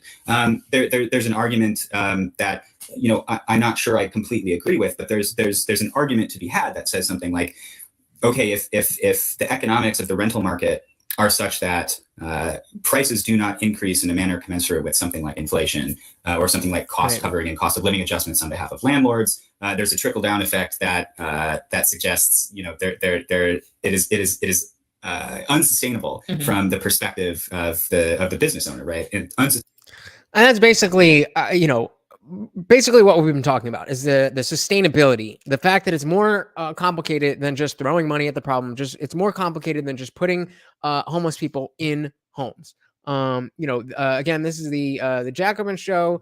Video is called "The Real Reason Liberals Can't Solve Homelessness." Dash Clay Aldern. So if you want to check that out, the whole thing, it's about 30 minutes. But I want to end on a high note. My good friend, well, not good friend, but recent person that I've been watching and seem to enjoy most of the time, Jimmy Dore. And the title of this video is Trump comes up with a solution for homelessness. And this is from last week. This is from July 29th. So let's see what we got. Trump's got a plan for homelessness. You want to hear it? Here it is. Here we go. Kinds from all places, lying along the roads. That's without the tents. And then you'll name the tents and the homeless. And you say, what's happening to this great bastion? Perhaps some people will not like hearing this, but the only way you're going to remove the hundreds of thousands of people, and maybe throughout our nation, millions of people we're talking about, and help make our cities millions and clean, safe, and beautiful again, is open up large parcels of inexpensive land in the outer reaches of the cities. Bring medical professionals, including doctors, psychiatrists, psychologists, drug rehab specialists, build permanent bathrooms and other facilities, make them good, make them hard, but build them fast, and create thousands and thousands of high-quality tents, which can be done in one day. Hey, you. Hi. Welcome to the party. Jimmy is great. I really don't like the progressive mindset, but Jimmy does it right. Jimmy is legit. Jimmy is for real. He, policy-wise, there's some disagreements that I have with him, but he is great. He absolutely is great. Hello to you. I dropped the link, guys, so whoever wants to come up, say whatever you like to say, and I would love to talk to you. So come on up. You have to move people out. Now, some people say, oh, that's so horrible. No, what's horrible is what's happening now. Because now they're in tents, but most of them aren't even tents that function. So his idea is to move to a bigger tent. Hey, again, at least it's something. Joe Biden's never even talked about it. At least he's talking about it. When I would say to him, it's like, hey, you were president for 4 years. You can do this in one day. What the fuck? Why didn't you do it? Why should I believe you now? You had 4 years, you didn't do it. Why would make me think you're going to do it now? With your big idea of doing it in one day with bigger tents. Is this on Tucson? Oh, my bad. I didn't realize it was that fast. I apologize. But I'm going to give him credit here. At least he's talking about it. No one else even brings it up. No one brings it up. At least Trump's bringing it up. And that's not the solution. I'll tell you what the solution is in a second. So why don't we put those tents on Trump's golf courses? Okay, and Mexico will pay for it. Funny. But here is how. That actually is pretty funny. This is what you should do. Finland fixed their homelessness problem. How'd they do it? They gave people fucking houses. In Finland, the number of homeless people has fallen sharply. The reason the country applies the housing first concept. Those affected by homelessness receive a small apartment and counseling without any preconditions. 4 out of 5 people affected thus make their way back to a stable life. And this is cheaper than accepting homelessness. So it saves money. If you give people homes, it saves money. You want to hear? This is what they did in Mississippi. So again, as we saw before, that's not quite how it works. What was he talking about? It was saves money in Finland. So in Finland, remember, we talked about one person when I was talking about the smoke shop and that guy who always sitting outside the smoke shop. I would always give him my change, and if I didn't have any change, I'd give him a dollar or two. That works on a small scale. That works in a small, homogenous country like Finland. But the entire United States is not comparable to that. It's just, it's not the same thing. So I got to disagree with him there. But the fact that he's even addressing Trump in such a way that is, we all make fun of Trump, but he's actually coming, what sources like this did the Young Turks have? Nothing. And again, JH is right in saying there's lots of free houses. But so what? There's more to owning a home than the home being there. There's more to owning a home than the house itself being there. Taxpayers love that. On the housing first. Let's continue. You want to hear? This is what they did in Mississippi. Mississippi fixed homelessness. Did you know this? Not California. I did not know this. Mississippi. You want to see it? Here we go. Mississippi usually ranks among the worst in the United States in terms of education, poverty, public health, or crime. But there's one metric that Mississippi ranks the best in. They have the lowest rate of homelessness out of any state. This is because, despite their poverty and racism and so on, Mississippi goes the Finland route for solving the homeless problem. They build houses and they put people in them. Good job, Mississippi. Contrast this with the wealthy, liberal, high IQ California, with a homeless rate more than 11 times the rate of the supposedly backwards gun-toting redneck states. For whatever reason, California will do anything to reduce the homeless population. For whatever reason. Has nothing to do with the policies. It's just reasons. Except build more houses. And as a result, their state just gets worse and worse. What that is not explaining, and what that is, this is Michael Malice. Great quote. That's factual, but it's not truthful. We just went over the Michael Schellenberger, or whatever his name was, talking about all the different levels of things that have to be done. It's not as simple as just putting people into houses. There is more to being a homeowner than the existence of a house. Zoning laws prevent anyone from building houses more than 3 stories tall, and when new houses and buildings are proposed, the plans can be shot down by angry residents so long as they act angry enough. The population of San Francisco has basically stayed the same since 1960, but rents are through the roof, because every time a home is demolished or otherwise taken off the market, a new one can't be built to fill the gap. When California passed rent control measures in the 90s, it actually led to renters paying collectively $2.9 billion more than they had been paying before. New constructions and luxury houses were exempt from the rent control, so landlords simply converted existing housing into luxury houses, obtained the new building sticker. If you're not going to come up, could you at least hit the like button if you haven't already? Thank you very much. And proceeded to increase the rent while not actually adding any more houses to the total, and in fact taking away from the number of affordable houses. Sometimes it can take years just to get government. So that happened to me. I had an apartment in Hollywood, and my landlord he had the big idea because he couldn't raise our rent. It was rent controlled. And so he tried to incentivize us to move out because he was going to make it into luxury apartments, which then is no longer rent controlled, just like that. He did it. How dare he enrich himself by doing legal things? It worked out. I was ready to move. And I drive, and so now that was another whole apartment building that's no longer rent controlled. So they built in loopholes around this. So the point is, the way you help. But as we just went over in the Jacobin video, that short piece, and again, go watch the whole thing if you want more context. That rent controlled apartment does not solve this issue. It's a multifaceted issue that involves multiple different branches of the government. Oh, that's, you know what I mean, different parts of the government. And it will take a lot of money.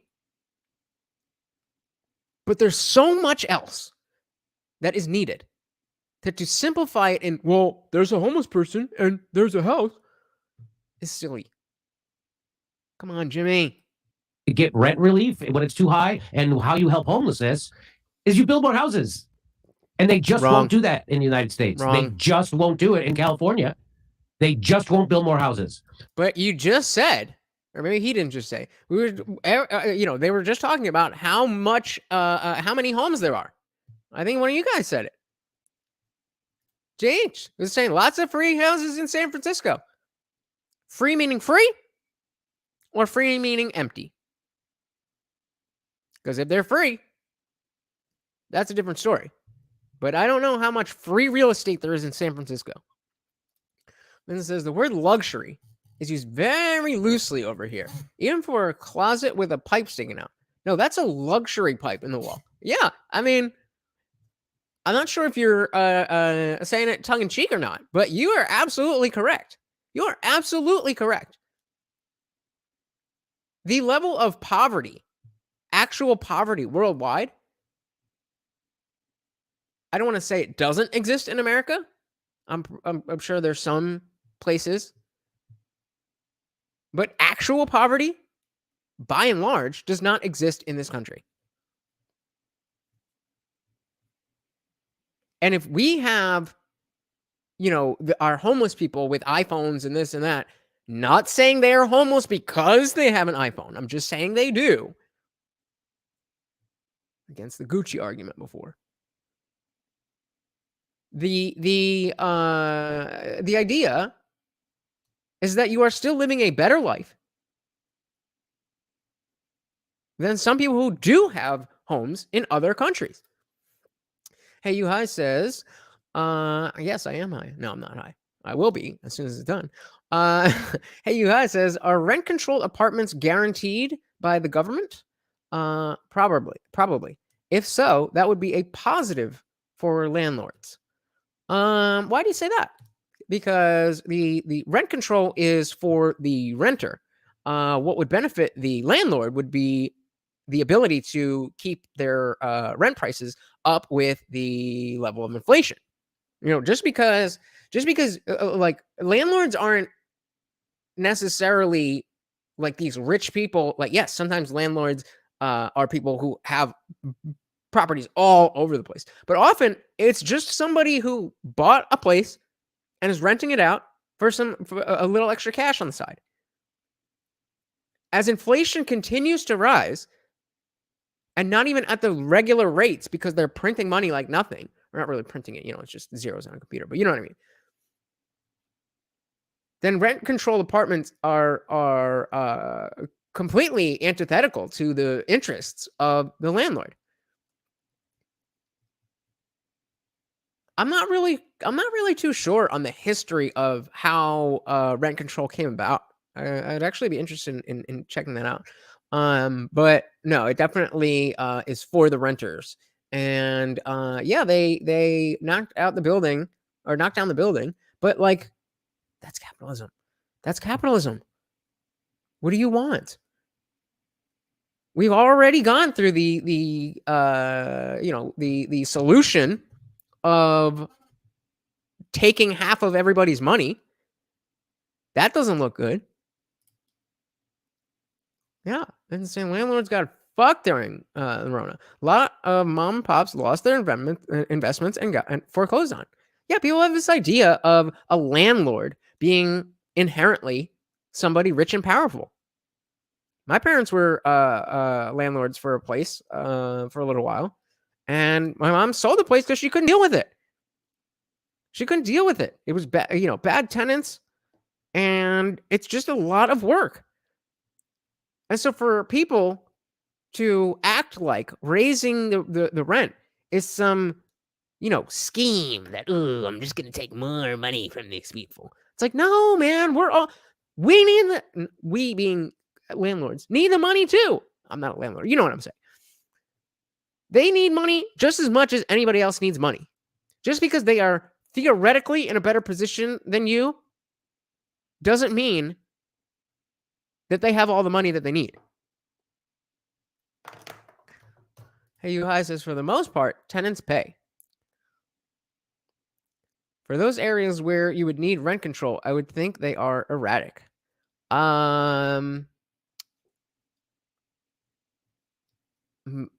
Maybe. I don't know, because especially in California, I don't know where else has it, but I know California has things like squatters' rights.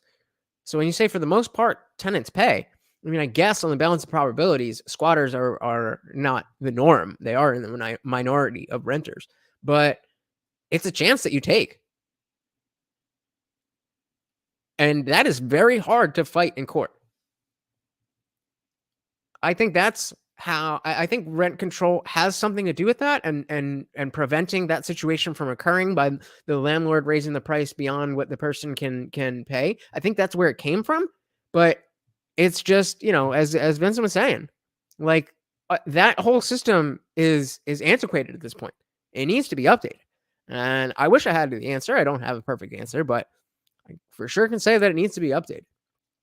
Free Ego says, people say landlord when they mean corporate landlord versus the dude or gal with one complex who earns their cash to live by renting. Yeah. It's just ignorance. It's just ignorance to assume that, this corporate landlord version is the only type of person that can own and rent property. It's just ignorance. And says a lot of people could have paid the mom and pops who were suffering because of rental insurance. Most people didn't want to apply because they'd have to report their unemployment money. Yeah, there was an epidemic of people not paying rent, some because they lost their jobs and they just didn't have money. But also a lot of people who realized, hey, a bunch of other people are in a position where they can't pay their rent. So I'm going to take advantage of that.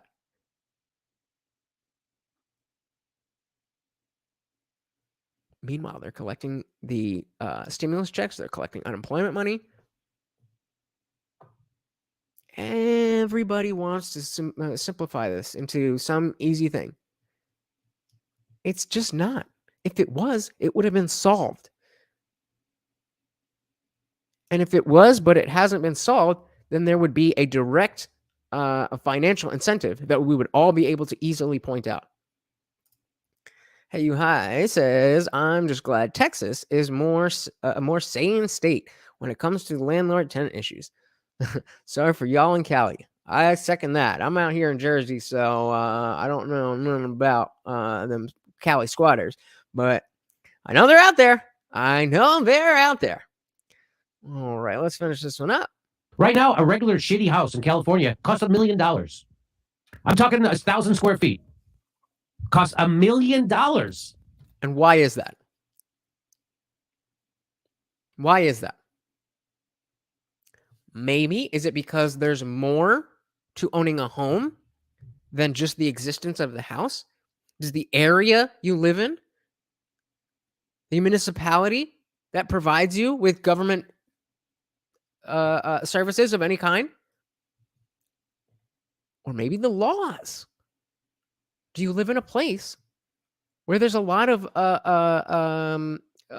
reason for people to flock there, such that the demand for that land is high enough that you can charge $1 million for 1,000 square feet? Makes sense to me. It's a regular house, and they just won't build more houses. And I don't know what's going to... so here, they did it in Houston. Houston moved 25,000 people from the streets into homes of their own. I wonder how they did it. I'm going to bet they built houses. Let's see. Together, they've gone all in on house. Sorry, I missed that. I was reading this. Hold on. Did it? I'm going to bet they built... How Houston moved 2,500 people from the streets into homes of their own. All right, let's get these comments real quick. Vince says, yeah, literally $600,000 to $1 million for a home. And that's if it's in the hood. More for a nicer neighborhood. That's crazy. Then why are people who can't affording things moving there or staying there? That's one thing that I've always been confused by. I get the notion, if you're homeless, like especially before I was talking about, being homeless in New York and surviving the winters. How is it not worthwhile for you? Like come September, early September, and you just start making your way down south and not have to deal with the brutal New York winter. And I mean, it gets cold, but it's not that bad here. It's not like, like a New Hampshire or Maine. It's not that far north. Or even, like upstate New York. But because of the way the city is built, every street is like a wind tunnel. And you know that, if you know, then you know that feeling of when it's just that cold and you go out and your face just hurts. The air hurts your face. It's like stabbing your face. And people live in that. And they choose to live in that. They choose it. Maybe not all of them are completely free of everything because they're homeless. A lot of them probably have, legal issues. A lot of them likely need to stay put because they know where to get drugs. But still, seems like it would make a little bit of sense. But it's again, clearly not as simple as it appears to be. Frigo says, Texas rent prices are exploding, though. Everyone moving here is bringing the ones who've been. Everyone moving here is bringing the ones who've been here, like me, down. I hope everyone gets the fuck out. Yuhai says that's why all of California is moving to Texas. Yep, taxes, etc. Plus, their two-bedroom home, two-bedroom home there can buy a much better house in most other states. It's surprising that we haven't seen more of this interstate migration. It took the lockdowns. It took people literally not able to go out to dinner, to go to the movies, to go see their family. To be like, maybe it's just not worth the money. And you know what would happen if nobody was willing to pay those prices? The prices would go down. You know what we call that? Capitalism. Houses. Let's see. Let's see, Jimmy. If they didn't build houses. Together, they've gone all in on housing first. A practice supported by decades of research that moved the most vulnerable people straight from the streets into apartments, not into shelters. And without first requiring them to wean themselves off drugs or complete a 12-step program or find God or... Hold on. We got to find this article. Practice supported. Let's see. So, how Houston... No, let me do it here. How Houston moved 25,000 people.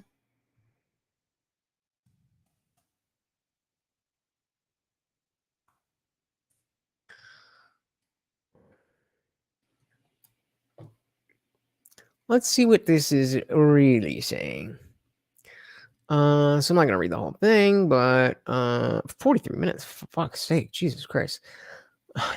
One steamy morning last July. Can you just tell me what the fuck happened? Do I really need a whole story? Watch the process,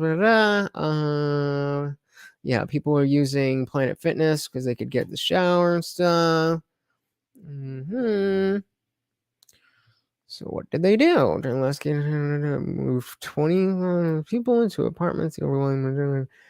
Okay. The overwhelming majority of them have remained housed after 2 years. Okay. And when is this from? This is okay. So this is from last month. The number of people deemed homeless in Houston has been cut by 63%. Interesting. Houston did more than twice as well as the rest of the country at reducing homelessness over the previous decade. 10 years ago, homeless veterans, one of the categories that the federal government tracks, waited 720 days and had to navigate 76 bureaucratic steps to get from the street into permanent housing. Don't get me wrong. That absolutely is an issue.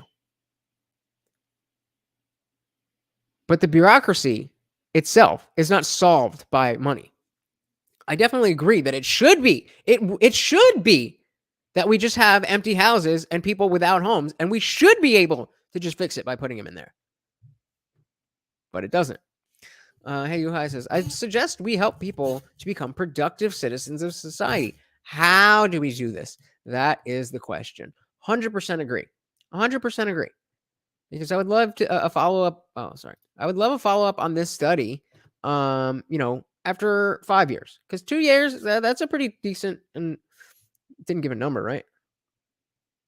So the overwhelming majority, it didn't give a number. Out of 25,000 people, you think you'd be able to give a hard number.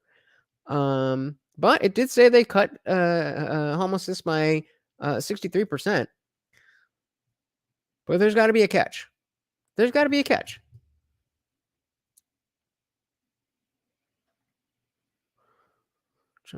Chronic homelessness is a term of art. It refers to people like many in the Houston encampment who've been living on the streets for more than a year, who have been homeless repeatedly, who have mental or physical disability.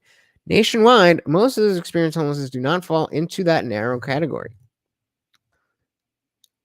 Really? So then 40% have a job.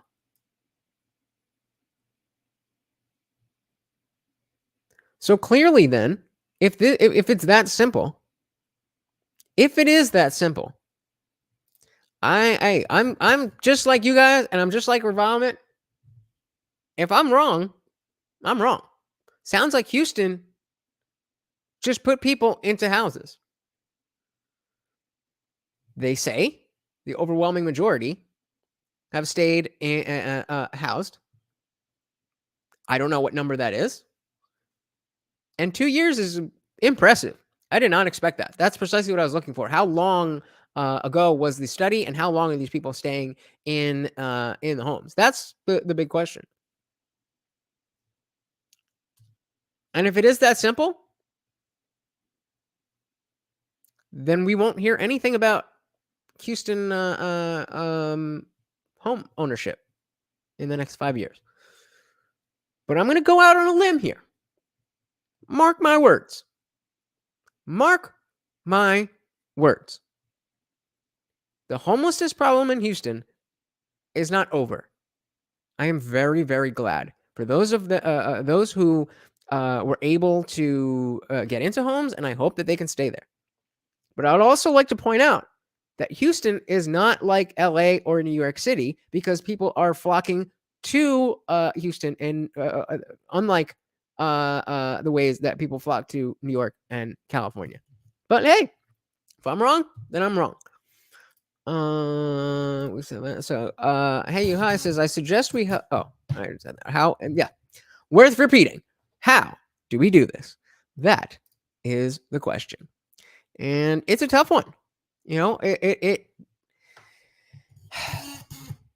it seems like people who are saying what I'm saying, that it's not so simple to just this, that, are saying that it's the fault of homeless people and that we should blame them.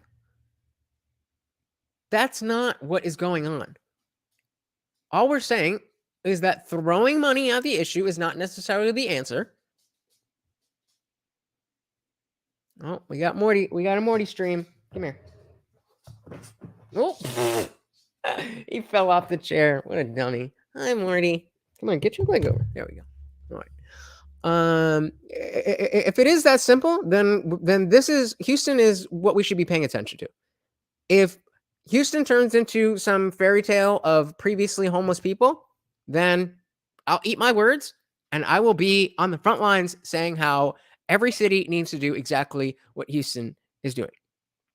I don't have the confidence. I have the hope, just not the confidence. Hey You Hi says they will cling on to what they have, I guess, while working, and then be able to buy property on their own.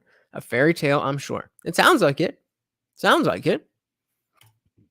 Free Ego says, I have no idea who wants to move to Houston. It's a liberal hellhole. Well, that's the point. It's a liberal hellhole because of all the people who have come from California and New York. That's what they wanted. They wanted a liberal version of Texas. It's a liberal hellhole and one of the highest accident rates in the country because the roads are so bad. I mean, that's a whole other thing. But yeah, I mean, it's both Colorado. I think it's Colorado. I think Colorado. There's another state, but Texas and another state have gotten such an overwhelming influx of people that it's tough for them to handle it. That might lead to its own homelessness issues, but I don't know, guys. We can only do what we can do, and if nobody's going to come up, I guess we're just going to have to speculate and keep our eyes on Houston. That will really tell us what's going on. And yeah, if Houston goes well over the next 5 years, I'm on board for just saying, hey, I was wrong. Let's just throw money at it, put the homeless people in homes. But I suspect when they say things like, where was it? That most of the people were homeless for less than 6 weeks. So we've been living on the streets from they're homeless for 6 weeks or fewer. 40% have a job. What I suspect is that specifically in Houston, because of the influx I was just talking about, you get a different type of homelessness. You get people who couldn't afford their rent in New York or LA. They were going to be homeless anyway. And so they go to Houston and they just lay low and they have a job, live on the streets for a few weeks, and then get a place. I don't really think that speaks to the homeless epidemic that is talked about when we use that terminology, when we talk about that issue. Florida. There you go. I don't know why I didn't think of that. Thank you. Hey, you hi. Yeah, Florida. But seriously, it's mostly retirees, and also the tech industry is leaving California as well.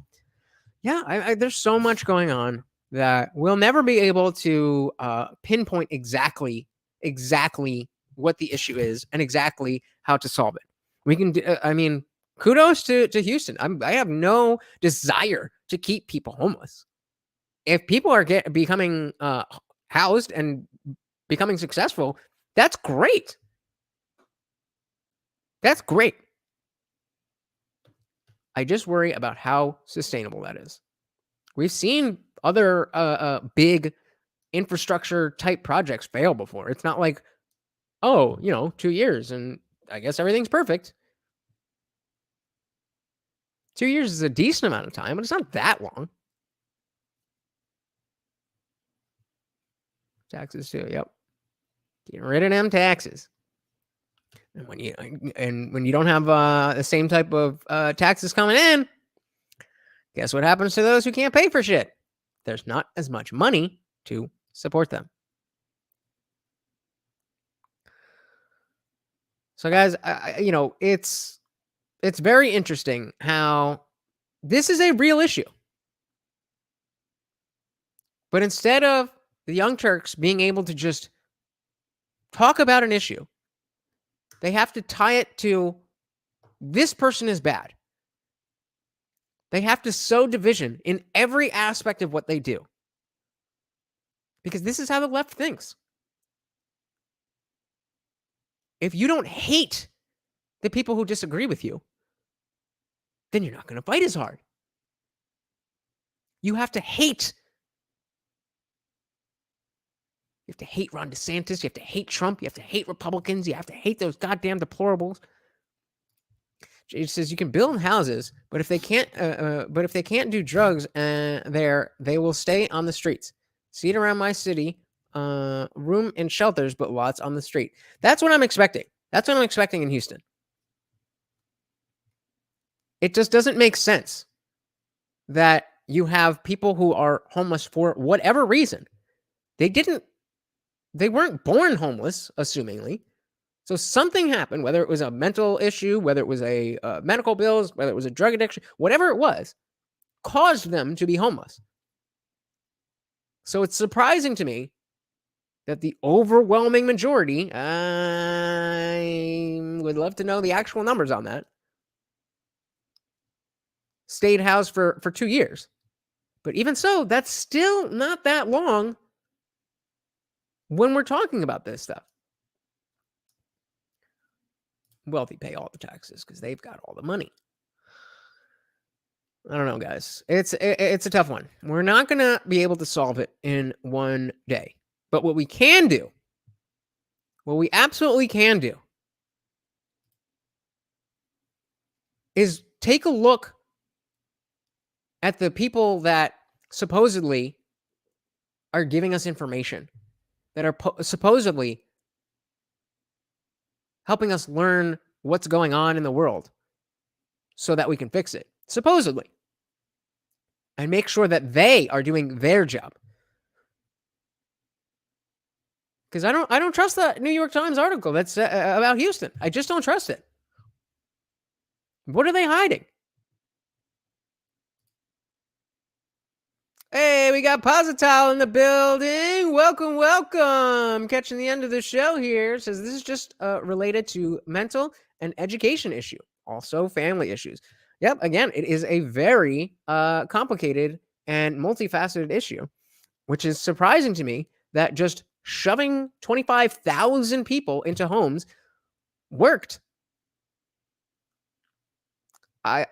sounds like bullshit. I'm gonna do a little bit more research, and I'll do a. I blame the government for everything, buddy. I'm gonna do a little bit more research on this, and I'll do a shorter video on a follow up if there is some bullshit afoot here, because I think there is. It just doesn't make sense to me that you can just 25,000 people and nobody. They're all just fine. Okay. Maybe. We'll see. But either way, the main point that I wanted to get to is the idea that this came from Joe Rogan making a goddamn joke. Why can't they just talk about the issue of homelessness? They need you to be angry.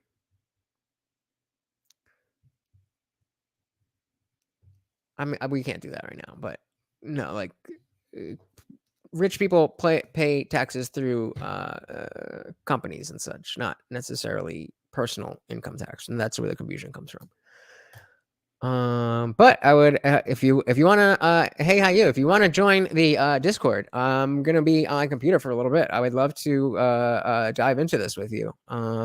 Link for the Discord is in the description. You can go and hit that where the party always is raging on. In that description, there is also some support links running across the screen right now. If you would like to help out this channel, if you enjoyed what you're watching, if you just want to buy me a cup of coffee or just my next little drink, I would really appreciate that. But it is absolutely free to like, comment, subscribe, ring the bell, share this with a friend. It's free to do any of that. I would love for you to do all of those things, but any one of those things would be awesome.